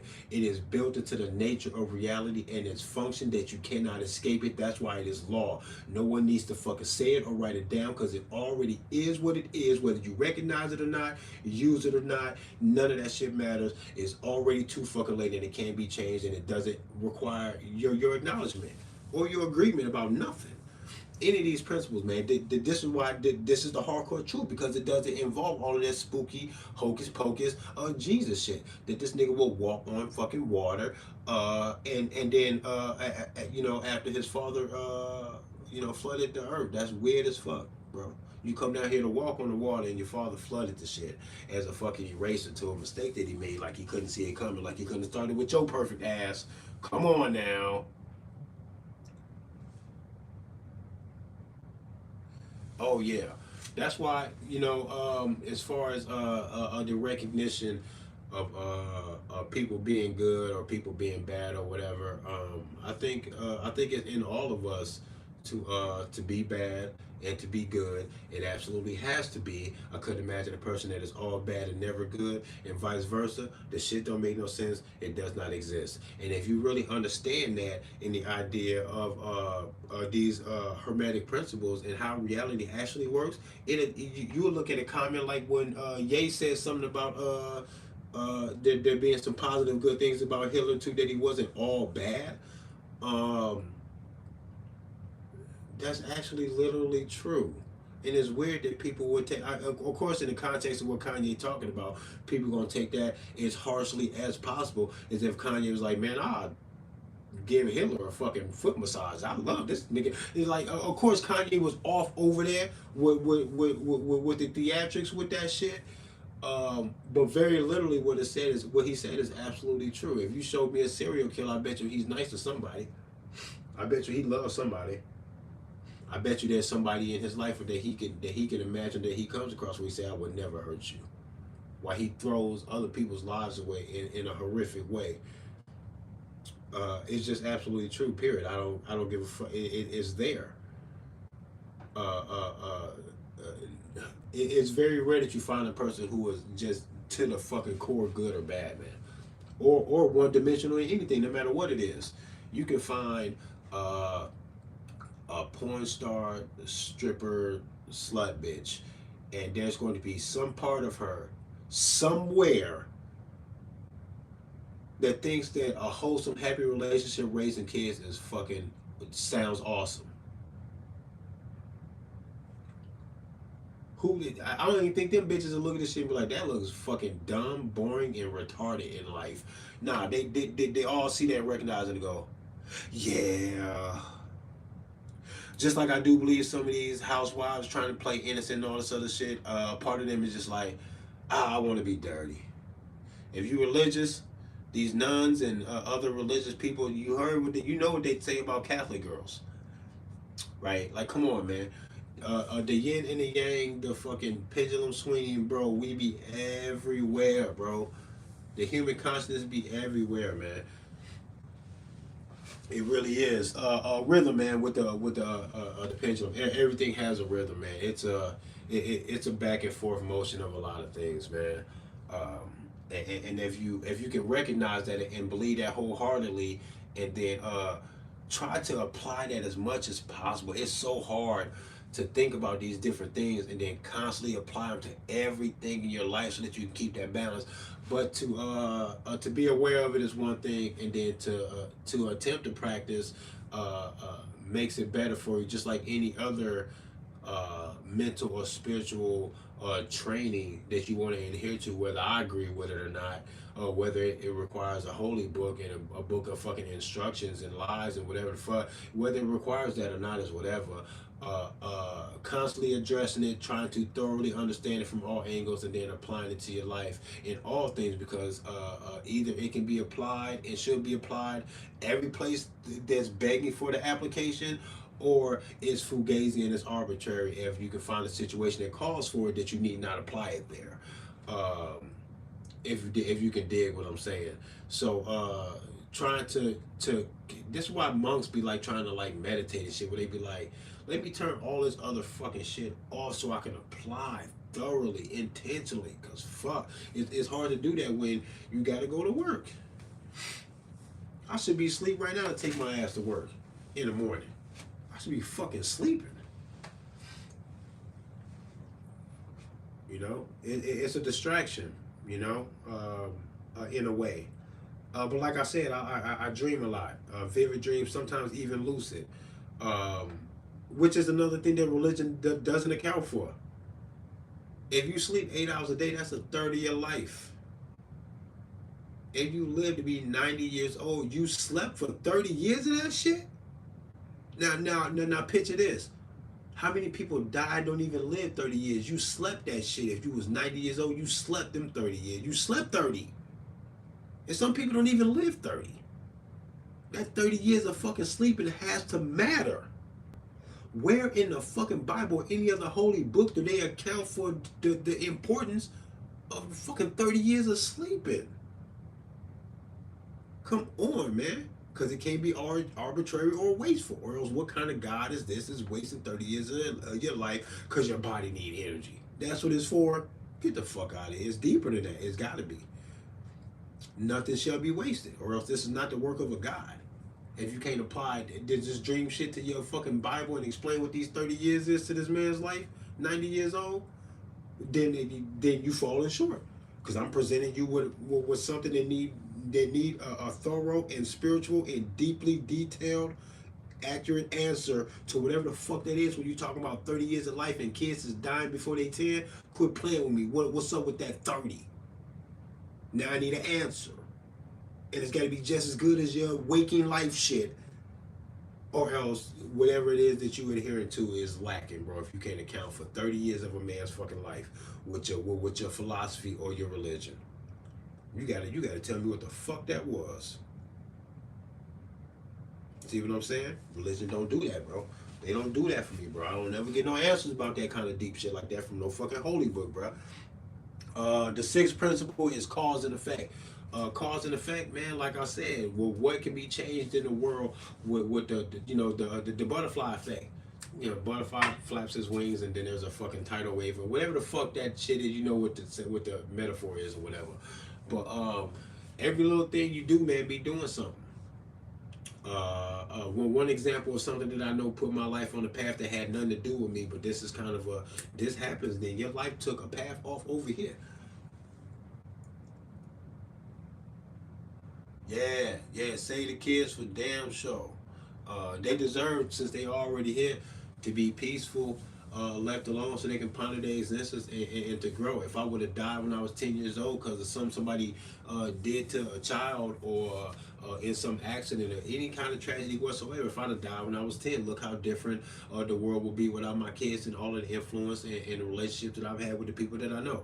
And look at what my existence that moved on past the age of fucking 10, that has taken other people's lives off on this fucking path for never to return to where it was, because here I am having babies and making friends in college. And uh, one time I saved some guy's life. He had a heart attack while he was driving, and I seen the car fucking jump the curb and fucking hit a fucking fence, almost went off the fucking cliff near the fucking interstate. I called the fucking ambulance. I ain't had no license at the time. I ain't even supposed to be driving. I called the fucking ambulance and then went and parked my car a block away and then ran back down there to check on dudes, so when they show up, they don't see me in my car running my place and doing all that funny ass shit. But I say this dude life, he had a heart attack. If I would have just refused to fucking drive because my license was suspended, I wouldn't have been there to save him. Somebody else would have had to have done that, and maybe that wouldn't have happened. So this cause and effect, all of this crazy shit is like every little thing that happened in your life to even get you here in the first place. It got a lot of cause and effect going on that you can't even pin down. You couldn't write it down and map it all or account for it all. And this is where the miracle, whatever happens in your life, comes from. Because out of all the things that could happen, everything all around you that could possibly affect your life, your parents' life, your parents' life, all of that shit had to line up just like it is for you to be who you is right now. Because anything changed and you could have been somewhere else, somewhere different, not been here at all type of shit. The possibilities are endless. And this is where the fucking the respect for the manifestation of consciousness come from me, because anything could have happened, bro, and it just happened to be this shit, and that's awesome to see it, and there is a thank you God feeling that kind of comes over me when I see that, when I recognize that. But I don't mean a God that has a fucking conscious purpose to be doing something to my life to poof let it be so because this nigga prayed and then I did this. Boy, it's a lot of cause and effect that led up to this that prayer ain't had nothing to do with. That it actually takes the cause and effect for the prayer to even appear to even be legit at all. There is no prayer that works like that. It is cause and effect, and if there is no cause to get the desired effect, that effect will not be. It will not manifest. How would it? That ain't even no spooky, funny talk or sleight of hand. It is the absolute truth of the fact of the matter how reality works. That's why I don't understand religious people that believe prayer works. How do you believe that shit works, bro? Cause and effect is the only way you gonna get any effect is by these causes. Ain't no man gonna have no heart attack if he ain't got no heart problems. Ain't no man gonna rise from hitting the ground from having a heart attack if the cause of the heart attack isn't being addressed, cleared, and reconciled. Ain't no prayer for them to wake this man up. If he had a heart attack and somebody prayed over him and he stood up like nothing happened, like, damn, what happened? My chest feel funny. What the fuck? Was I just laying down? What the fuck happened? If that happens and this motherfucker legit had a heart attack and nobody touched him and the prayer bring him out of it like that, I might believe it. But then I think you just playing the game. There ain't no way in hell that's gonna happen. It don't make no sense. It don't make no sense. That prayer not working. All these kids in these cancer treatment centers are praying hard as fuck. Parents praying hard as fuck. Those are probably some crazy prayers. And for who? The most innocent of us, kids, that ain't even got nobody doing nothing to them. There's nobody to actually blame. It's an illness that's doing this too, right? How much more pure and innocent could a victim be to not even be victimized by another person with a person to blame, so we can play a moral game of, oh, people just bad, doing bad shit to people. Nah, this ain't none of that. This is an illness, killing kids. The prayers that come up out of there are deep, heartfelt, sincere. No other place to go. You can't take these prayers to a courtroom to be assume it's cancer, bro.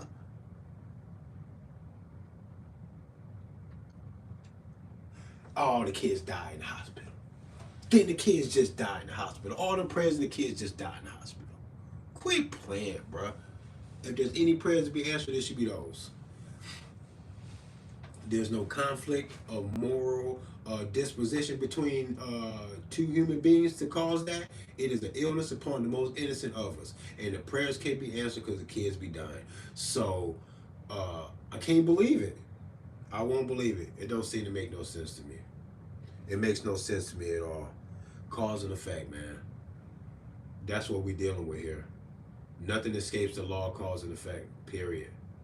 If you see an effect that it has a cause that you could point to, a detectable cause, you're not recognizing the cause or the multitude of causes, no matter how minute, hidden, seemingly unrelated. Lots of shit is related, bro. They call it to manifest anything at all, bro. A lot of causes to make the effect, man, and nothing escapes that. Period. Religion won't let you do that, man. They think shit is hocus pocus, snap your fingers, poof, this shit happened. Untrue. The seventh principle is gender. And down here on the lower plane, the gender is easily recognized, respected, manipulated, and manifests itself between man and woman.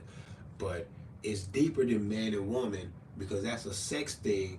And of course, on as above, so below. So the power of the male-female gender thing and the idea of the mother earth and the father mind to come together to give us this, for the earth to be here and for us to have the mind to perceive and understand and manipulate the consciousness inside of a place to fucking hold the consciousness.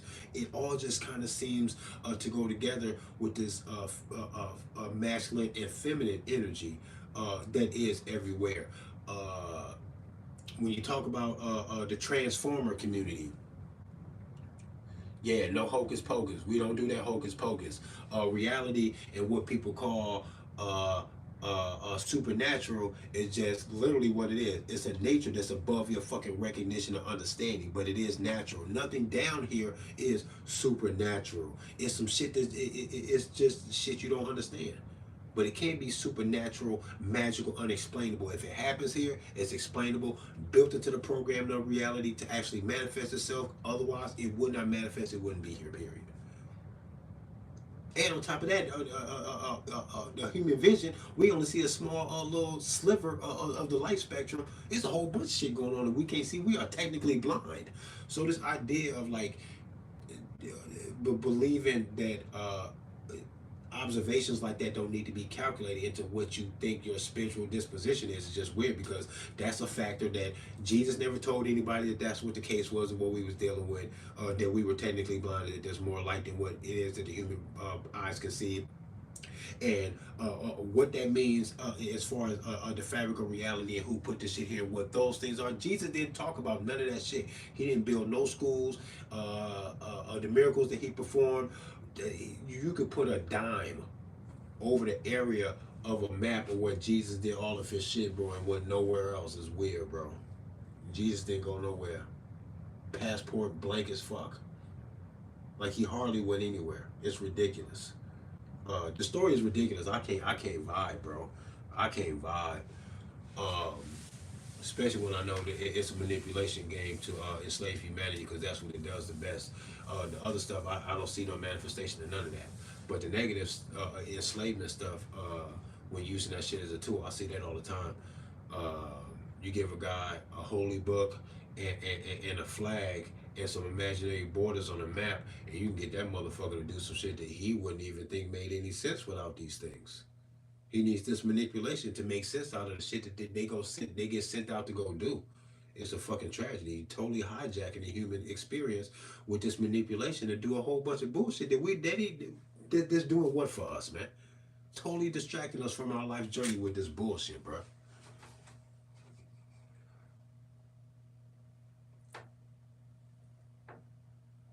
Yeah, yeah, for sure.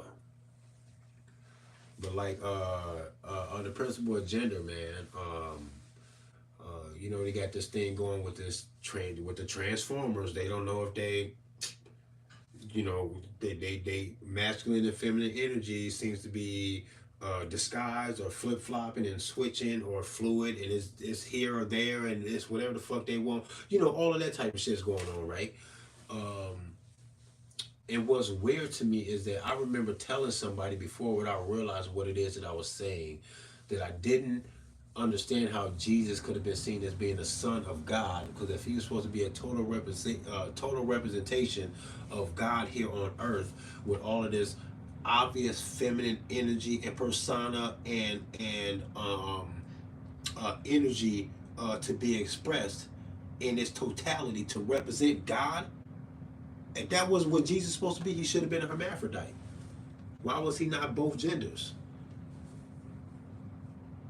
How is he a representation, but he came down here completely excluding a major part of the fucking human experience? Because he was a man and not a woman, but not both. That's crazy. And then I was like, oh shit, did I just describe the Baphomet with the fucking titties and the fucking beard and the fucking crazy?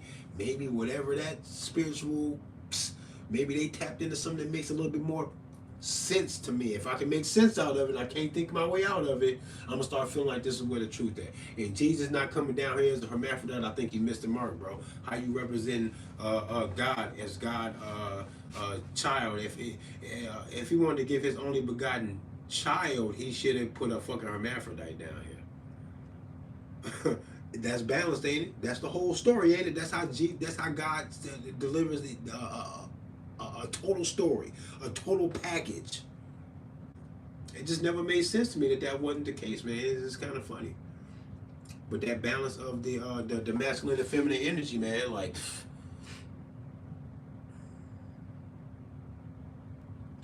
Yeah, I touch on a whole lot of shit because my mind be running like that, bro. Because I do believe that all things are connected. So when I be talking, I honestly be like,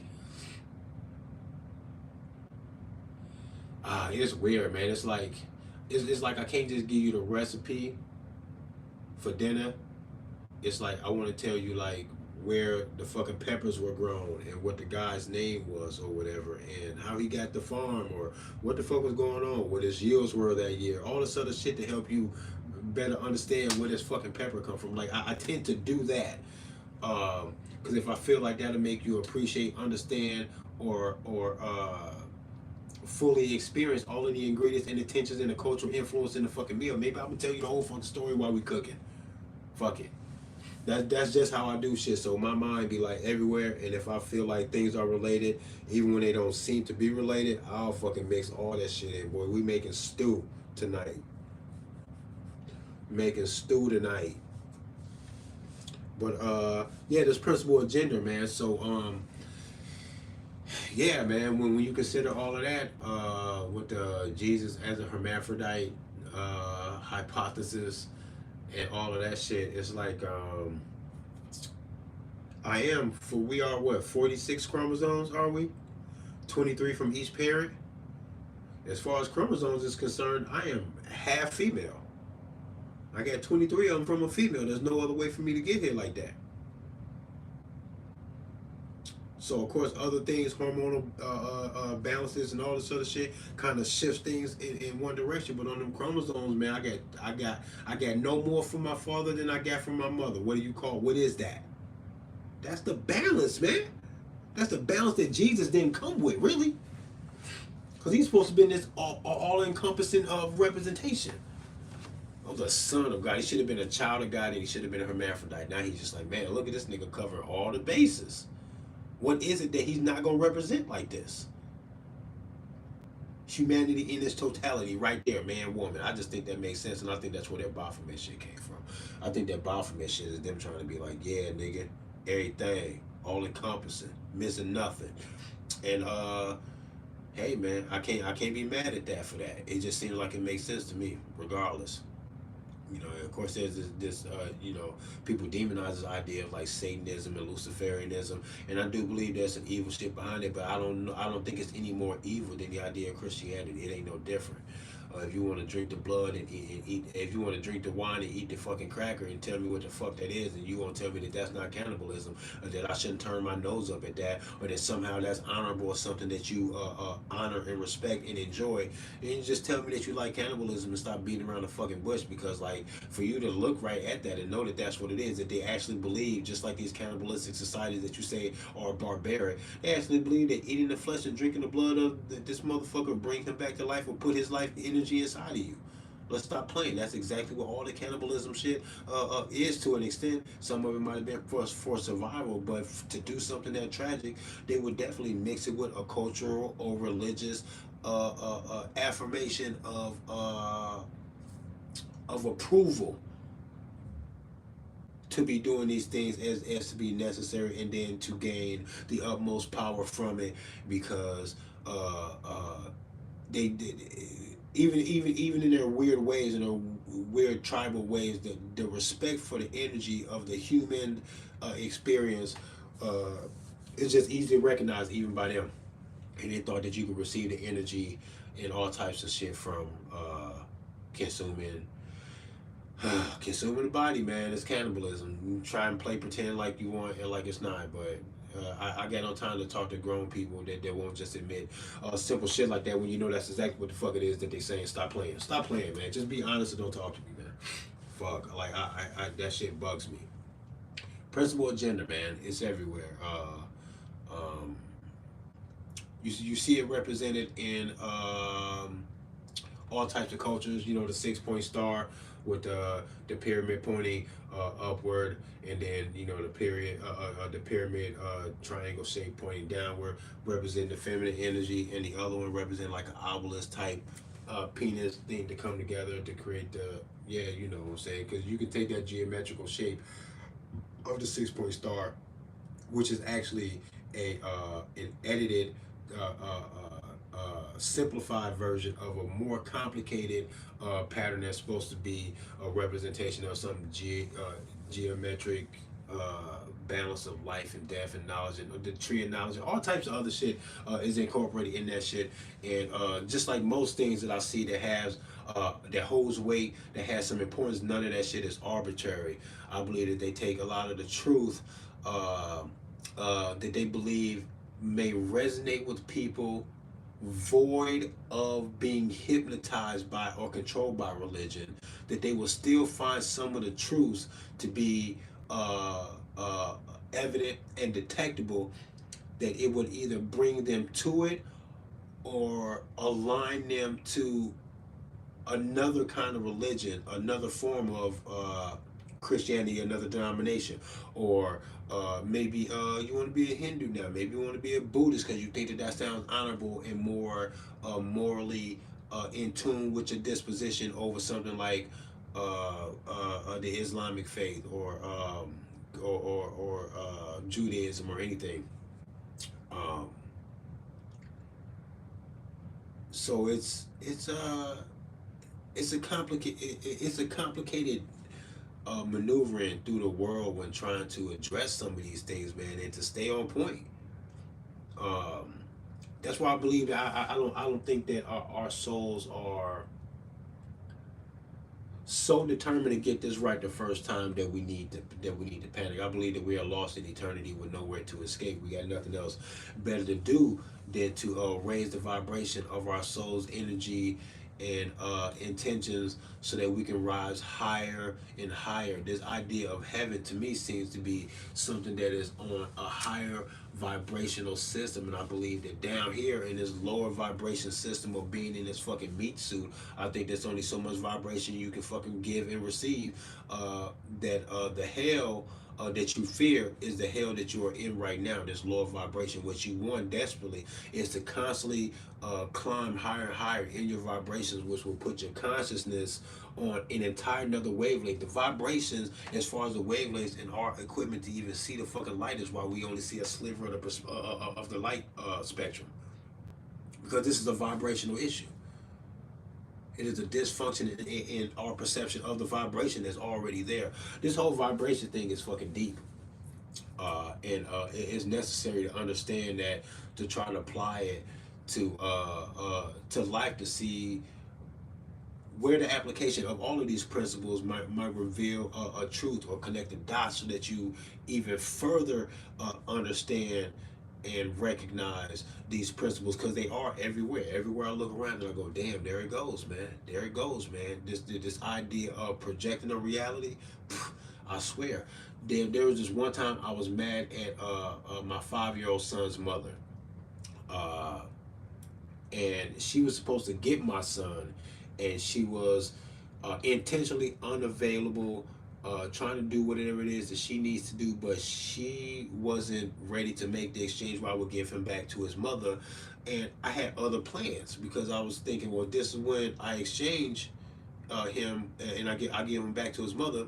And this isn't like a court exchange. This is just me and her co-parenting, getting along, because she did her shit fairly right, as opposed to my oldest son's mother. She fought me the whole time. That was a court mess. That was a whole bunch of fucking bullshit. But at least we are making the honest attempt with my 5-year-old son, me and his mother, to co-parent and to not get the courts involved with our lives. We don't need that shit. Even when we disagree, it ain't that serious that we need them to get involved. Man, come on, man. That's some petty shit that people use to grab a hold of the fucking state's hand in their gun and point it at somebody else, but they holding the fucking state's hand, but they want the state to point the gun at a motherfucker that they won't. That's what that is. It's a weapon, bro. And we not finna use our son as a weapon against each other, or use the state towards each other as a weapon to get anything done. But I'm looking for her, and I go to her house to take him there. She's not there. So I'm waiting a while, and she's not there, and I gotta be someplace, and she's just not here. And I'm just like, damn, this is fucking my shit up. Had I known that she was gonna do this, I would have happily just kept him. But to get me out here on this wild goose chase is what's got me fucked up. And I was mad as hell, right? The whole time I'm leaving her house to go by her sister's house to see if she's there, because she had stopped answering my phone calls and all this. Like telling me that she gonna be there when she get there, click, blocking me or clearing me when I call her, all type of shit. So this is a blatant disrespect of the obligation to fulfill this shit, because I base other things upon this working out in this way, and now it's getting in the way, and it shouldn't have to be like this, and I was upset. But on my way from her house to her sister's house, she's got a silver four-door car, right? She got a silver four-door car. I ain't never seen so many silver four-door cars in my fucking life. And when I drove from her house to her sister's house, every fucking silver four-door car I see, I'm like, there she go right there. She going past me going to her house, and I look and it's not her. It's not the exact same car, or it's the exact same car and it's not her. I can see by the place and by the driver that's not her. But I ain't never seen so many silver four-door cars in my fucking life as I was. I was all.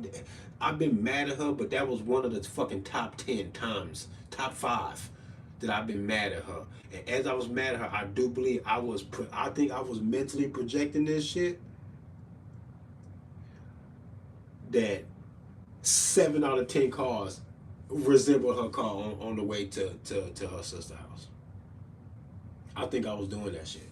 My anger had reached a peak after I had to leave her house after waiting for so long, not knowing that if she would get to her house after I leave, making this wait for absolutely nothing. I was invested. She knew this is where I was going to be. I feel like I should have just stayed here and waited. But I wanted to go see if she was at her sister's house. I had to wait for so long, and I saw so many silver cars, man. So many silver four-door cars. I feel like I did that. I think I projected that. I think the universe was. I think I had tapped so hard into desperately needing to cross paths with her, so I can give her my son to get on with my fucking day, that I seen so many of these cars, man. It blew my mind, man. I think that's the power of reality, and I think in an angry, unintentional kind of way, I think that was a display of how powerful that can be to me. That's what it was. It's kind of like sneezing and blowing fucking fire across the fucking dining room table and go like, oh shit, I got superpowers. That's what it felt like. Like and not only that, I realized that shit in the midst of it, and it calmed me down. By the time I got to her, I was calm and chilling. I didn't want to fight or nothing. It calmed me down. The realization made me feel like I'm doing this. I'm doing this. This is in more of my control than what I'm giving it power. And for real, after I calmed down and chilled out, I got a hold of her. And I tried to remain cool. She halfway trying to explain herself, and the excuse was fucking stupid. And I just kind of shook it off, and just like that, I wasn't even mad no more. But in the moment, I was mad as fuck. I was mad as fuck. I felt disrespected and played with. All of it was unnecessary. Just unnecessary fucking bullshit, drama, and inconvenience, man. Uh, but the recognition of that shit, man, did something to me, man. It fucked with me mentally for a minute, and it calmed me down, and that's good. It was weird. Um, but I think that's about all I got right now for this. But I could talk for hours about this shit. There's tons of shit that I forgot. I'm sure that I wanted to say, that I was trying to keep this shit in my mind. Like, oh, say this, say that, talk about this, make this point. Uh, but yeah, life is wild. They say you're not doing this. You're sitting in the basement steps talking to strangers. No, man, I am. This is a manifestation right here. I told myself earlier, not knowing exactly how or where or when this was going to happen, that I was going to do this live stream, and I made a super duper deep conscious effort, and I really feel like the neurons in my mind, the neurons in my mind that were forcing me to stick to the promise to do this live stream, and then actually getting my ass up after almost falling asleep to do it, I almost kind of felt like A different part of my brain was taking account of the fact that I promised to do this. That when I got up to do it, I felt very different, almost deja vu like, almost kind of out of myself deja vu like. And maybe that's because I was damn near sleeping, but that feeling lasted with me when I was on my feet wide awake. It lasted all the way up until I turned the fucking camera on. And this was a 20, 25, 30 minute fucking gap between me getting up here like, all right, let me go do this shit. And then actually turning the camera on. And that entire time I felt like I was in a weird deja vu state. Like, you know, when you're about to sneeze and then you lose the sneeze, but you could have sworn you was finna sneeze and you was winding up for the sneeze and you didn't sneeze. That's how I felt for 30 fucking minutes. And I was waiting for this feeling of deja vu to overflow the fucking cup where I go, deja vu. There it is. And I felt like it was going and then it never went. And that was weird as fuck. Weird as hell. Didn't get the sneeze out. But I'm gonna end this live, take my ass to sleep. I rock with y'all. Anybody who watched the shit, anybody that liked it. I don't know how well I was doing with paying attention to the comments. LAF is always in the comments, cheerfully spamming my shit with all the good shit and the compliments and the gratitude and shit. So thank you for that.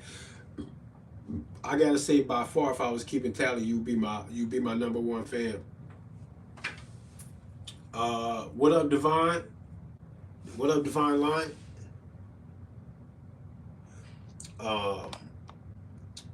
Divine Line. I think you on my IG too. You seem cool and shit. You be tapping in and shit, so it's always good to see you in there too. No, man, I just rock with people, man. And what's so weird, man, about social media is that I be trying to be honest, heartfelt, transparent, and thorough in my expressions and shit, man. And I know how people feel about like social media, and the gap. You seem to be good peoples too, man. And you being here just inspired me to say what I'm finna say, man, because this is what I be really feeling like is that social media seems like a cheap communication, like it's insincere. And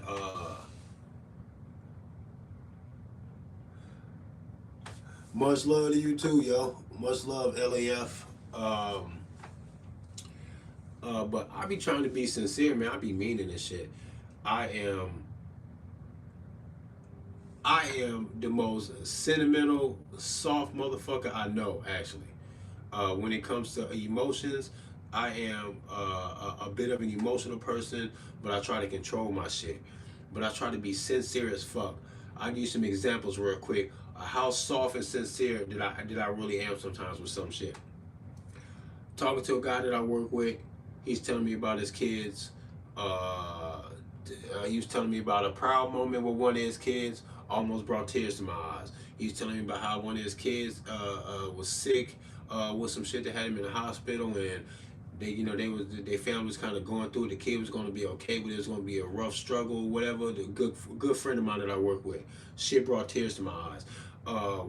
It's something about fatherhood. Fatherhood is one of those things that'll do this to me, but there's multiple things or whatever that'll make me feel like this. But there's basically what it is that I'm an empath.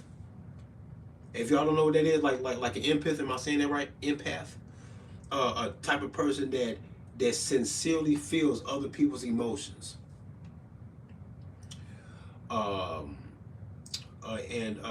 Yeah, I know I don't gotta explain myself, but I like to though, because if that helps anybody further understand me, so that they realize that I'm not a threat, or so if it helps people further understand me so they can understand themselves better, then any benefit I can possibly get out of like explaining who I am and how I feel and what I'm really on, then let's get all of the benefit out of it. Because if there's any negativity that can come from me explaining who I am and what I'm about, then I'm with all the bullshit. so it's okay. It's worth the benefit for me to take whatever negativity could possibly come from that. Um, but yeah, man, when it comes to fatherhood, that's one of those things. But there's plenty of things that just make me like really realize that I'm an empath, man. I cannot separate how you feel about your shit and how I feel about me. It's hard for me to separate that shit. I feel like whatever's happening to you, I can imagine so deeply it happening to me that however that will make you feel, I tend to feel it so much that I try to take it on with you. If you have a happy, proud moment, I'll be so happy and proud of you. I mean that shit, bro. Because I would imagine, what does your father feel like as proud as you is right now? I bet that nigga proud and happy, and what else could he have possibly wanted in his life but to watch you achieve and be happy and safe to do this shit? You have no idea how much of a blessing and how much of a relief that is to your father. And because I am a father and I know how it feels to be a fucking father and wishing these positive things, if you went through some positive shit that you was proud of and your father was proud, I'm gonna feel like your father. Yeah, I'm gonna imagine the way he feels so much that I will lose myself in imagining it. That I will feel like it was me that it was happening to. Your triumphs and your father's pride, I'm gonna feel all of it as sincerely as I possibly can and lose myself in it. I tend to match energy and I take on what other people are feeling. Like sometimes too fucking deeply. That's why when people be on that bullshit, when you talk about freedom and the fight for freedom and all this political bullshit that be going on, when I see all the violence they capable of, I be feeling like all the violence that I can express in defense coming from me, I will happily express all that. I don't even care how crazy it sound to people. I be want to talk so much shit and make so many fucking threats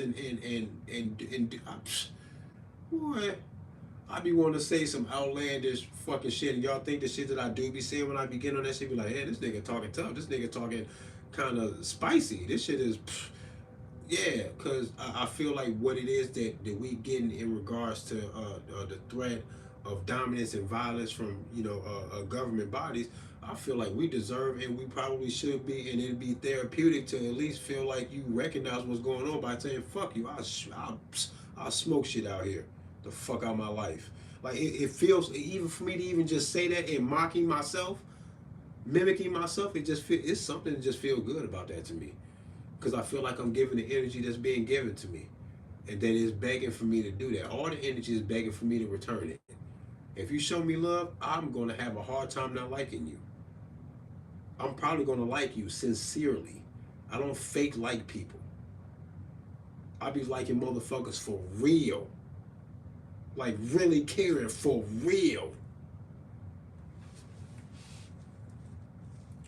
Unique. It shouldn't be. And sometimes I feel like maybe I'm not, and then maybe if I speak up and start searching for other people that feel anywhere like I do about various things, and I'd be like, yeah, I'm not alone. I thought I was unique, but I thought I was unique because I wasn't talking to nobody. I wasn't reaching out, branching out, trying to, become one with my fellow man. And then if I do that, then I'll realize that, hey, I'm not so unique. This is not so crazy. This is to be this is a pivot point of connection between me and other people because I'm not alone. And that's what I be looking for that shit too.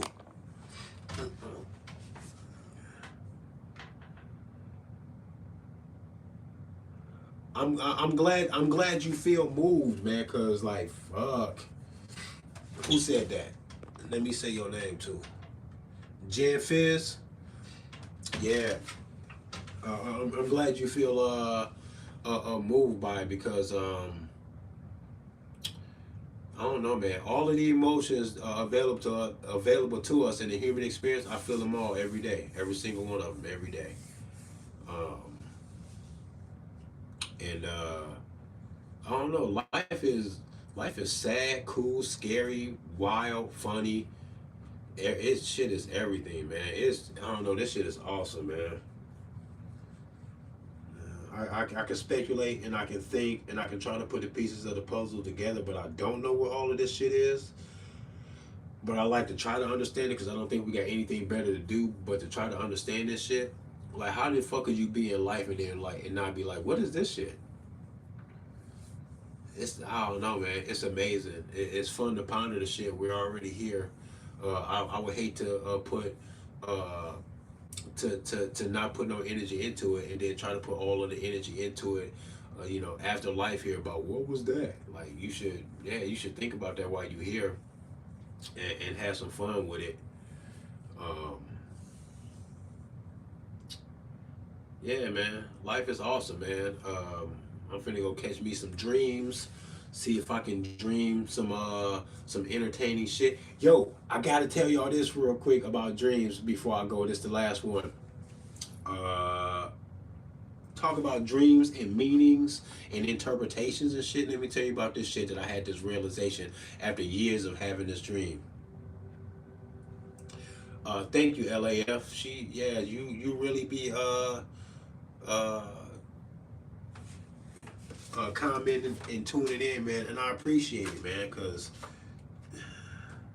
everybody want to be liked and understood, man, and it feels good that I can express myself as deeply as I try to, and still have people be like, "No, man, I feel you. I rock with you. That's cool." Uh, you planning for this world, hanging together for the Western society long enough to make long term for the future.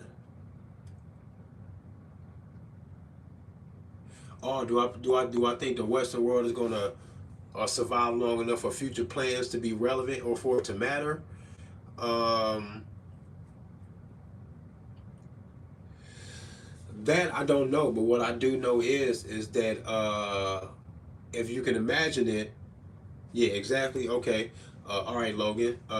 The way I see it is, if I can imagine a world 10, 20, 50 years from now that's in a better condition than what it is right now, and that is worth fighting for and trying to improve even beyond that in the next 100 to 200 years, then I say tomorrow we need to keep that in perspective and be talking about that shit right now. We're never going to get whatever the future may hold for us by ignoring the plans for the future right now. When you going to do it in the future? You can't plan for the future in the future. You got to plan for it now. So in regards to all of that, I do say, yeah, it is worth fighting for all that shit. I might think that society may take a hard turn to the left to potentially change the face of humanity's path. No matter what political bullshit that'll make me feel like that's where we're going, I'm still going to plan to be living a normal life and an even better life in the next 10, 20 years, regardless of what that's looking like. I still want to plan for this, and then the energy that I will harbor and my plans being derailed by more of they bullshit, it'll be the reason why we revel around this bitch. To be like, no, stop, bruh. Niggas want to do yoga on the beach and shit, and y'all shooting and fighting and bombing and sanctions and all that. Man, get the fuck out. Yeah, so I'm always gonna feel like we gonna get to this. This other shit gotta go. Uh, and we can't lose sight of what it is we want because it looks hopeless. If it looks hopeless and then we don't reach for that, we just guarantee that it ain't gonna happen. So you got to go there. Humanity has so much more potential than we know than we use right now. We need to work towards a better world. Hell yeah, we do. Cause there's a culture, there's an ancient culture that believed that humanity's greatest curse and greatest liberator is the human imagination. They called it the luminous epinoia, the glowing, vibrant human emotions and perspectives and imagination. That imagination is everything. Um, uh, that imagination is everything. So we need to carry the imagination with us. Always project the imagination the way you picture things to be, and then you reach for it. Period. That's where it starts. That imagination, and then you manifest. Nice, eloquent opinion.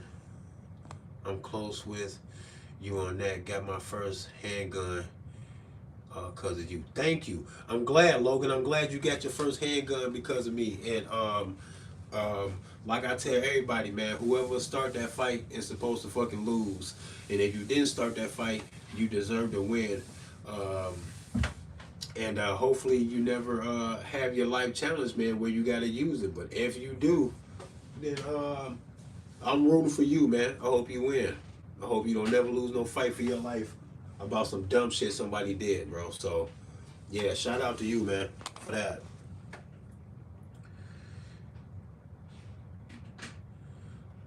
I'm about to be 33, so way too late, but my two kids demand I be a man and appreciate you reminding me that means protection. Oh, yeah, man, for sure. Nothing is really too late. And at 33, getting a gun, if you never needed one to defend your life before, and you're getting it now before something like that happens, while you're incapable of saving yourself from it, then you still won. You still won. Better late than never. You still won. You ahead of a lot of people too. A lot of people won't go get no gun. They think somehow that makes them a bad person. Or some people just don't got some people knowingly, they know themselves enough to know that they ain't got the balls to shoot somebody no matter what. I know a couple of people that say that they just can't imagine shooting nobody. They don't want to kill nobody, they can't do it. Not even the defense. They want something less than lethal or some shit like that or whatever.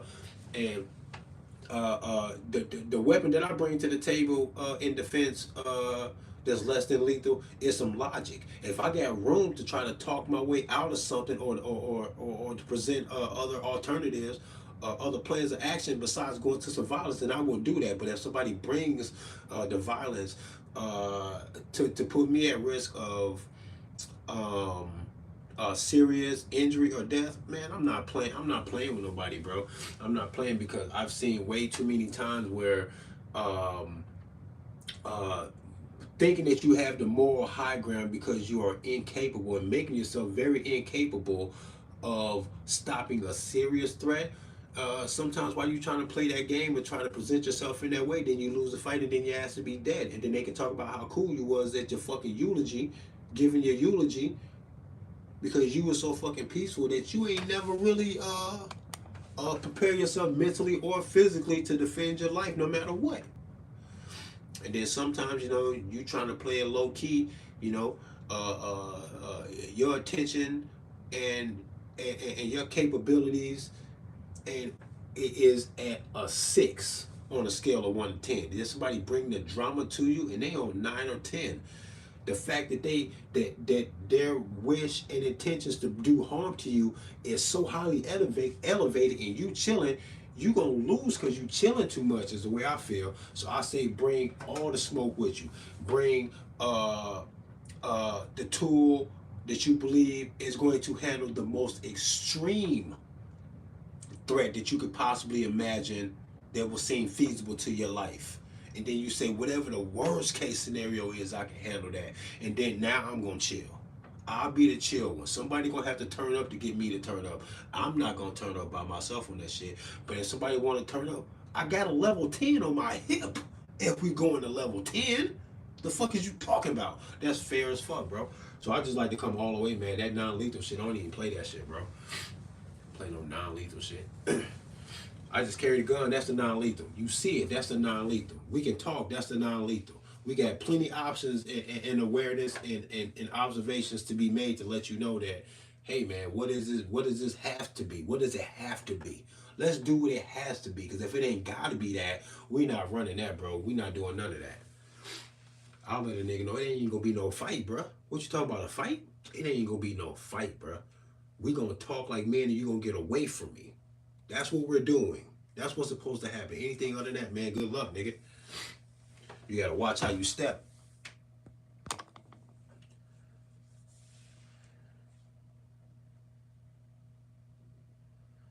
Yeah, it's a mix of respect and vigilance. Yes, sir.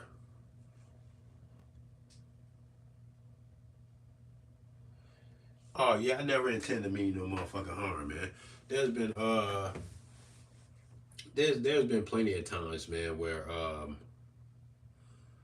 you know, like that polarity thing, man, like I be saying, like where the love and the sadness for the way the world is and what be going on is a direct correlation between how like that and how hard I go when I'm talking as tough as I talk, when I'm as mad as I get. It all be feeling the same to me inside. Then it comes out one way or the other. Sometimes I might feel sad. Sometimes I might cry. Sometimes I might just even be silent. Sometimes where I just be like, that's such a fucking shame. I just gotta sit here in fucking silence, bro. And sometimes I just kind of sit to myself about some things. And other times I'll be like, live stream, open carry, talking shit, cussing every other motherfucking word. Then I'm doing that. But it's all the same to me in my heart. It all feel the same. It all comes from the same spot.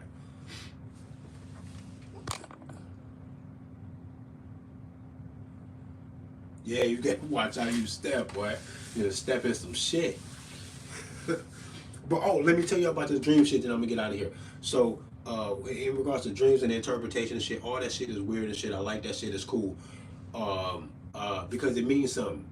Consciousness is too deep for the dream shit to be arbitrary. All of that shit means exactly something to be used to guide yourself through the human experience. And any religion or set of beliefs that does not address it directly and specifically to make it clear is missing something. You're missing something. 30 years of a 90-year fucking life, you sleeping, you ain't got no explanation, you tweaking, bro. You gotta tell me that, or you're not really covering all of your bases in your belief, and it's not covered. But I had this realization with me being a vivid dreamer anyway, that I used to have these dreams that zombies was trying to break in my crib, and then sometimes it'd be a similar kind of vibe to the dream, but armed men would be trying to break into my crib. There was always this sense of home invasion, and sometimes I could see people gathering outside, the zombies or a armed group of men gathering outside. Sometimes just seeing them gathering is the whole point of the dream that I can remember. Me preparing to not allow them to get in, or me trying to look for a way out, and me counting them and seeing them coming from all over the place. Mobs of people, right? Um, and then other times they're at the door, and I'm trying to keep them out of the door, and I'm holding the door, trying to barricade the door. Sometimes there's shit like that. But there's always this home invasion kind of a fucking weird ass zombie dreams or mobs of armed people. Then I realized when I was having a dream and what was happening. I would always have this dream around the first or second of the month to around the 10th. Whenever I had this dream, it was always happening around then. Because I was having a dream at a time in my life when I was financially strapped, and I was always worried about paying my rent. The fear of me not being able to pay my rent and being kicked out was making me have dreams of a home invasion. Sometimes it was a zombie home invasion. When I got financially secure and I stopped worrying about my rent being paid, I stopped having the fucking dreams about the home invasions, bro. Dreams are weird as fuck. I really believe that a lot of things in dreams are trying to get you to either address something internally or externally going on in your life in a conflict that'll manifest in a dream in a way that you don't even think that this is correlated. And it might have a slight correlation a little bit, but be so abstract that in your waking life you will be like, I didn't even put two and two together. But I didn't even put two and two together about that shit until after I realized that I hadn't had a dream in a while. And then when I realized when I was having a dream. And it wasn't every month because I wasn't struggling with my rent every month. But when I was, whenever I hit that point where I knew I was delinquent and I was waiting to get paid so I can hurry up and pay the late rent, up until from the time where I knew that I was in the red zone and the time that I got to pay, I would have the dreams of the fucking home invasion, bro. So weird. So fucking weird, man, that my brain was doing that. And I ain't had one since I've been financially secure. I not had no home invasion dreams. It'd be different. It'd be like the dreams be like not of a home invasion, but me leaving the house to get on something. Me leaving the house to approach a zombie apocalypse.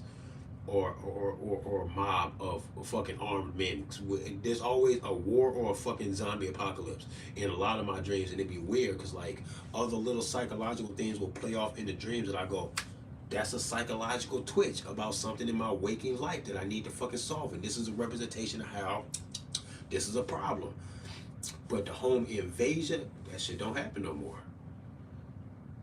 Any violent, weird dreams or zombie dreams is always outside of the house or me approaching the shit, but it's never it coming to me, man. And I know that somehow psychologically, me being late on my rent was making me dream like that. That's wild.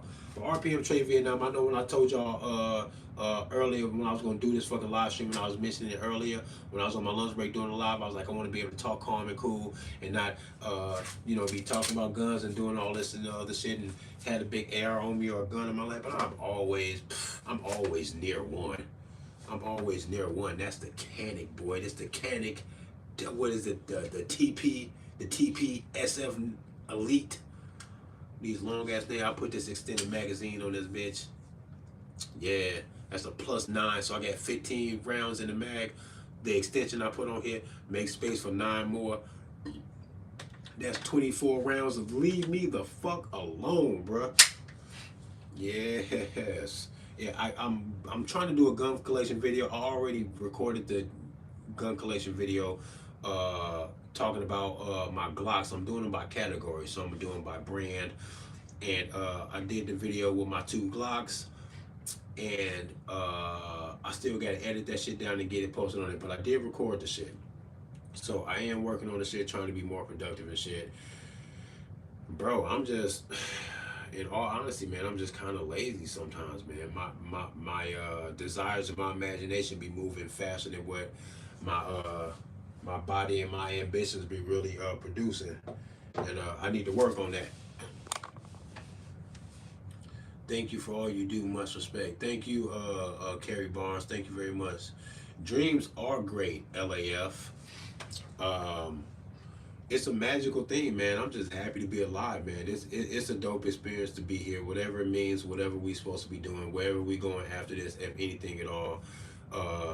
I can't imagine the nothingness because there's already something. I don't think consciousness can derive from a rock, because nothing will rise higher than its source. So if consciousness isn't eternal, but it is the epitome of existence, reality, and perception, then what the fuck else would it have come from if it didn't come from itself and always been here? Because it couldn't have come from nothing else, because it can't rise high. It wouldn't rise higher than its source. It's one of those things that I can't think my way out of, and I feel like that's where the truth is there, because I can't get around it. I can't get around it. Consciousness did not come from a fucking rock. Not in a million years would a rock look to another rock to say, "What are we? Why are we rocks, bro? Why are we here, man?"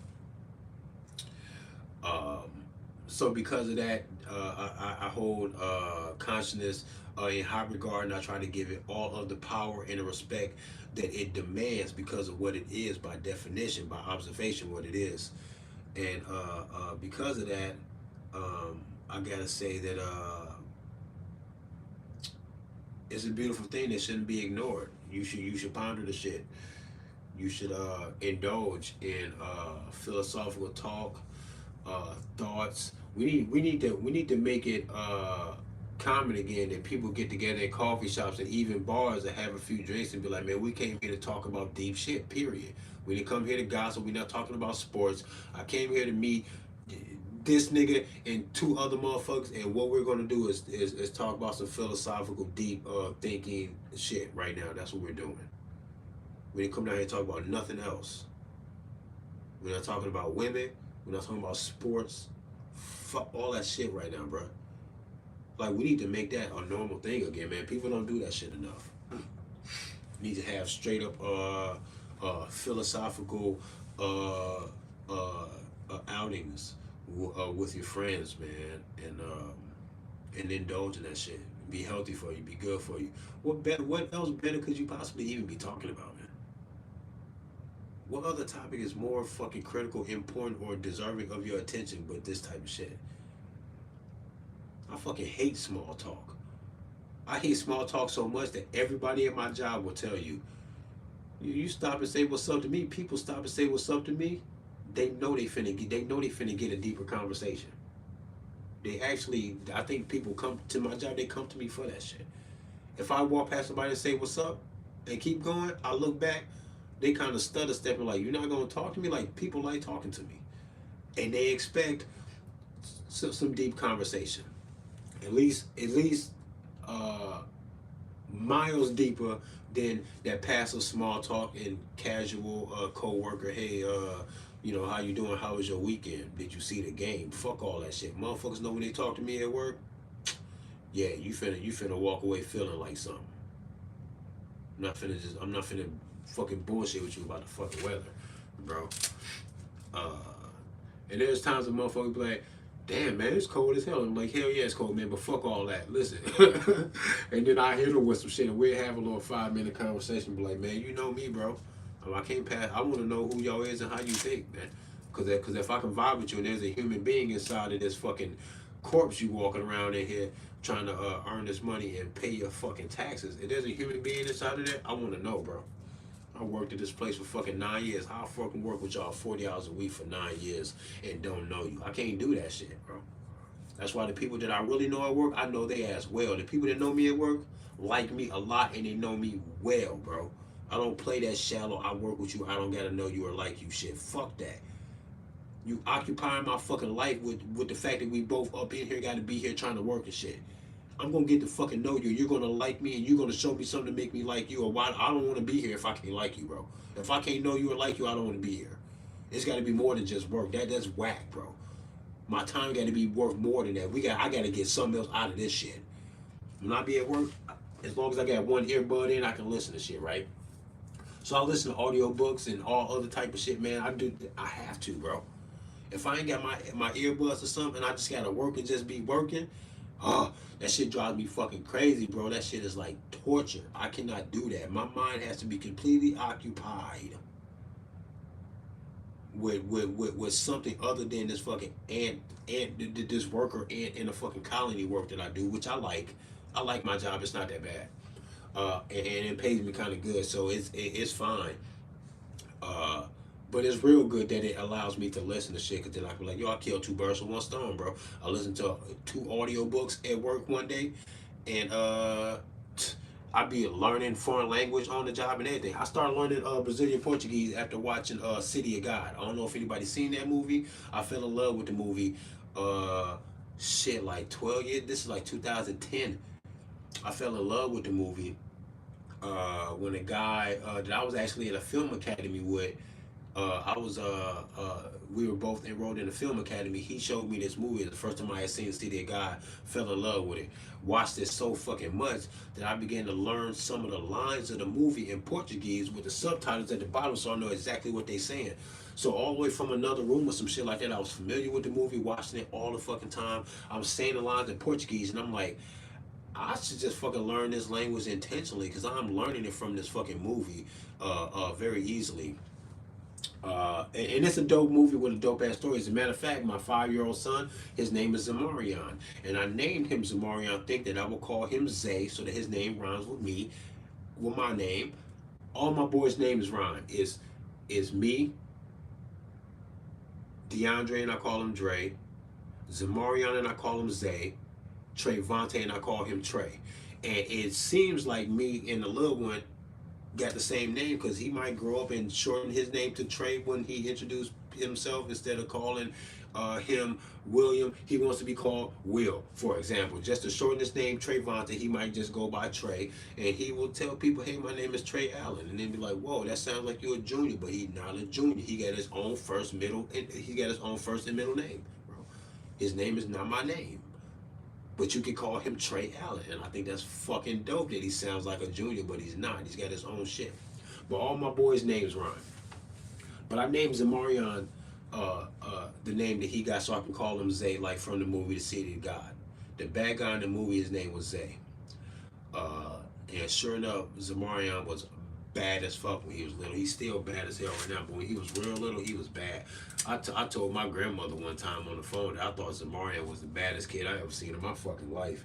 That nigga was wild, man. Wild, crazy, rebellious, uncontrollable, man. But they teach me a lot about life. If they uncontrollable, when I'm the best father I can be, protective, I provide, I do all that, man. I try to be a good father, and none of that means anything to them. They want to be free to be who they want to be, bro. They don't give a fuck about none of that shit. They appreciate it, but they will also want me to leave them alone, let them live their life. The 3-year-old wants me to leave her alone and let her live her life. My daughter. That's how freedom works. The kids understand it, and they demand it. They insist on it. No matter what I do for them, that's not a ticket for me to provide for them. It's not a ticket for me to rule their life. They don't see that like that. They say, yeah, protect and provide, and then let me also be free because you don't own me because you do that, nigga. That's what my kids feel about me. That's what nature says, bro. Oh, the 13-year-old boy was a breeze, but the 2-year-old is crazy. Shit, yeah, man. Girls is crazy. It's a whole nother struggle, though, really. My boys is wild. And then the idea of shaping a human mind to go out into the world to be whatever it is that you try to help them shape themselves into. Every guy knows when I say, a man having a daughter is a scary thing, is because we know how dicks work. When you got a son, you got to worry about one dick and what's going on. But when you got a daughter, you got to worry about a million dicks. So as a father, we all can you know if you a man and you got kids, you know what I'm talking about because you know how men are. And now you got to protect. Now you got to teach your daughter how to fucking recognize this shit so she don't easily fall victim to all of the bullshit. You know what I'm saying, right? Having a daughter, man. It's crazy, right? A lot going on, but just because I don't want my daughter to fall victim to being a vulnerable woman in a world like this, I also don't want my son to be a fucking stalker. Don't be a rapist, bro. Please don't do that. You know what I'm saying? So like, there's a struggle here. You want your kids to not be certain things in the world, man. And just because I don't want my daughter to be a slut, it doesn't mean that I don't got to struggle with my boys. That I don't want them to be overly aggressive for the wrong reasons, or aggressive towards women, and to be dominating and intimidating and a violator of women and things like that in that way. You wouldn't want that to be the case with your boys. So it's a struggle. It's all a struggle being a parent and shit like that. Is crazy, but it teaches you a lot, man. It's teaching me a lot about government control, about natural rights, about the desire to be free no matter what. How we all are programmed to reach for that. Even the kids. The kids show you without any filter that they want to be free, and nothing is going to be a ticket into your life, into their life, for you to completely dominate it. Your kids don't want to go for it. I think that says something. As above, so below, man. Uh, but I'm out of here, man. RPM Trade Vietnam. I love all y'all. Thanks for tapping in. All of the comments and all that shit. I dig that. Let's boost the algorithm. Like, comment, and subscribe. All that type of shit. I still feel funny saying that because part of me doesn't give a fuck. Another part of me wants to fucking care how popular all my shit is. So it's a funny feeling to want to be more popular than I am, but then to also be like, man, I don't care. You think I'm gonna not do this and not care and not feel like this and not find some way to express myself because don't nobody know who I am? If you don't know who I am, that sucks for you. I think I'm cool as fuck. I try to be. And I believe that I can pull the coolness and the loving heart and things that I have as a part of me that is in other people, or that I can encourage other people to seek out in themselves. It's worth all of that for me to be who I am, no matter how popular I am, because I don't give a fuck about that shit, bro. But it would be nice to know that 500,000 people seen the fucking channel at some point, to have an opinion, to sway my life's journey in a more positive direction if I need that, or to align themselves with something that I said if they find it to be useful and insightful. What we got here, Logan? My son can show me the missing pieces of anything I'm looking into conspiracy wise. Youth are a precious trait in chat. Stay golden. Expect the Cash App to send you off to Dreamland in a good mood. Well, hey, thanks, Logan, and all of that type of shit is definitely appreciated. Um, yeah, man, it's appreciated, man. And what's more valuable than any Cash App is knowing that in your life's journey, and what it is that you experience out of all the people in the world. If you happen to find me and know who I am through my videos, and you are happy to hear anything at all that I've got to say, that is such a powerful thing of importance for my life experience to spill over into yours, so that our awareness of ourselves and each other can affect each other. Man, that's dope, man. That's what we supposed to be doing, man. That's the dopest thing about the technology, and of course they're gonna use it for some bullshit.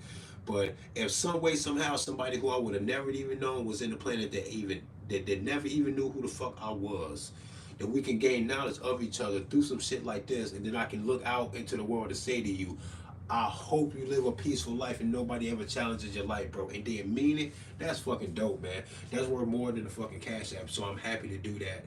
And I need to be that to somebody, or else I'm gonna feel like all of this shit that I got inside of me that is capable of doing that in relationships and interaction with other people. If it's capable of doing that, let's do that. Let's do it a lot. I should do that a lot. And that's what's awesome about the social media, man. But like the acceptance of all of the bullshit in the world, I accept social media for all the fucking bullshit fuckery that it be on too. This is who we are as human beings. I'm not even mad at it. I don't care. You can show me some stupid, unnecessary, goofy, silly bullshit on the internet, and I go, but that's us though. So why is it bad to see it? You see some ratchet shit on Facebook and Instagram or YouTube or some shit like that. Why are you upset to see that? I seen an advertisement for some girl's Instagram come across my YouTube, where they had the sexy picture of her. Then you can click the link and they take you to a little video, and then in the description they take you to her other social medias and all this other shit. The girl's, of course, you know, she's got a nice body and she's real pretty in the face, and what she got on is all cute and sexually suggestive and all of this other shit. You know what I'm saying? Just completely riding that borderline on YouTube for being like in violation of the community standards type shit, right?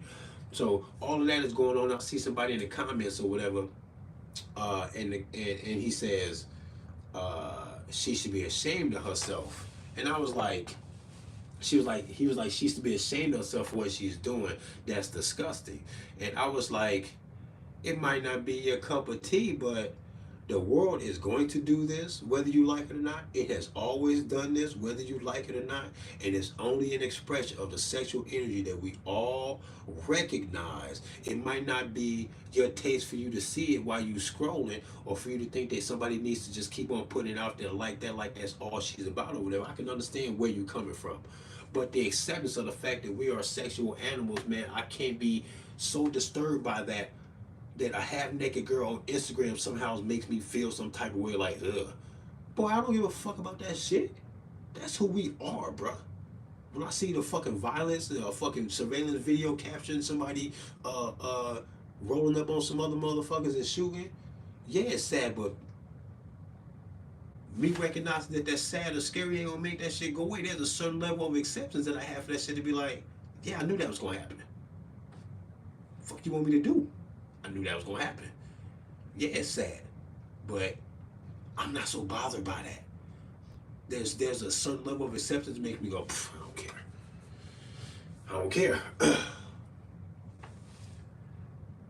I fear that I can't control my kiddos, but I'm confident in what I can control to be good for them. Oh yeah, for sure. Yeah, and that's weird with kids, man, because like you be trying to raise them right and save their life and help them, you know, maintain tools of conduct to go out about the world where the people that they come across like them and don't have any reason to really do no harm to them, so that you can minimize the possibility that they come to any fucking harm. And you want them to be happy, free, and have access to resources and to see the world and all of that good stuff. You just want all of that shit, right? And every little part of them that makes you fear that might not work out according to plan is enough to fucking drive you crazy. Kids will fucking steal all of your heart, all of your money, all of your emotions, and just stomp your shit out. Like, kids are rough on you because of what's at stake. You know what's at stake, but they have no fucking idea what they're getting into. It's like they see the light at the end of the fucking tunnel. And they just want to run to the light. They just want to go, go, go and live and live. And you going, yo, that's a train, motherfucker. You better get off the fuck. Like, you want to warn them that everything they run to is like, let me tell you something. You don't fucking understand, but I do. Like, it's crazy trying to guide and protect another human life, man. This shit is rough. This shit is rough as fuck. It's scary, man. Because you're gonna feel responsible for what they do, good or bad. You're gonna feel kind of responsible for that because you did that. You've done something.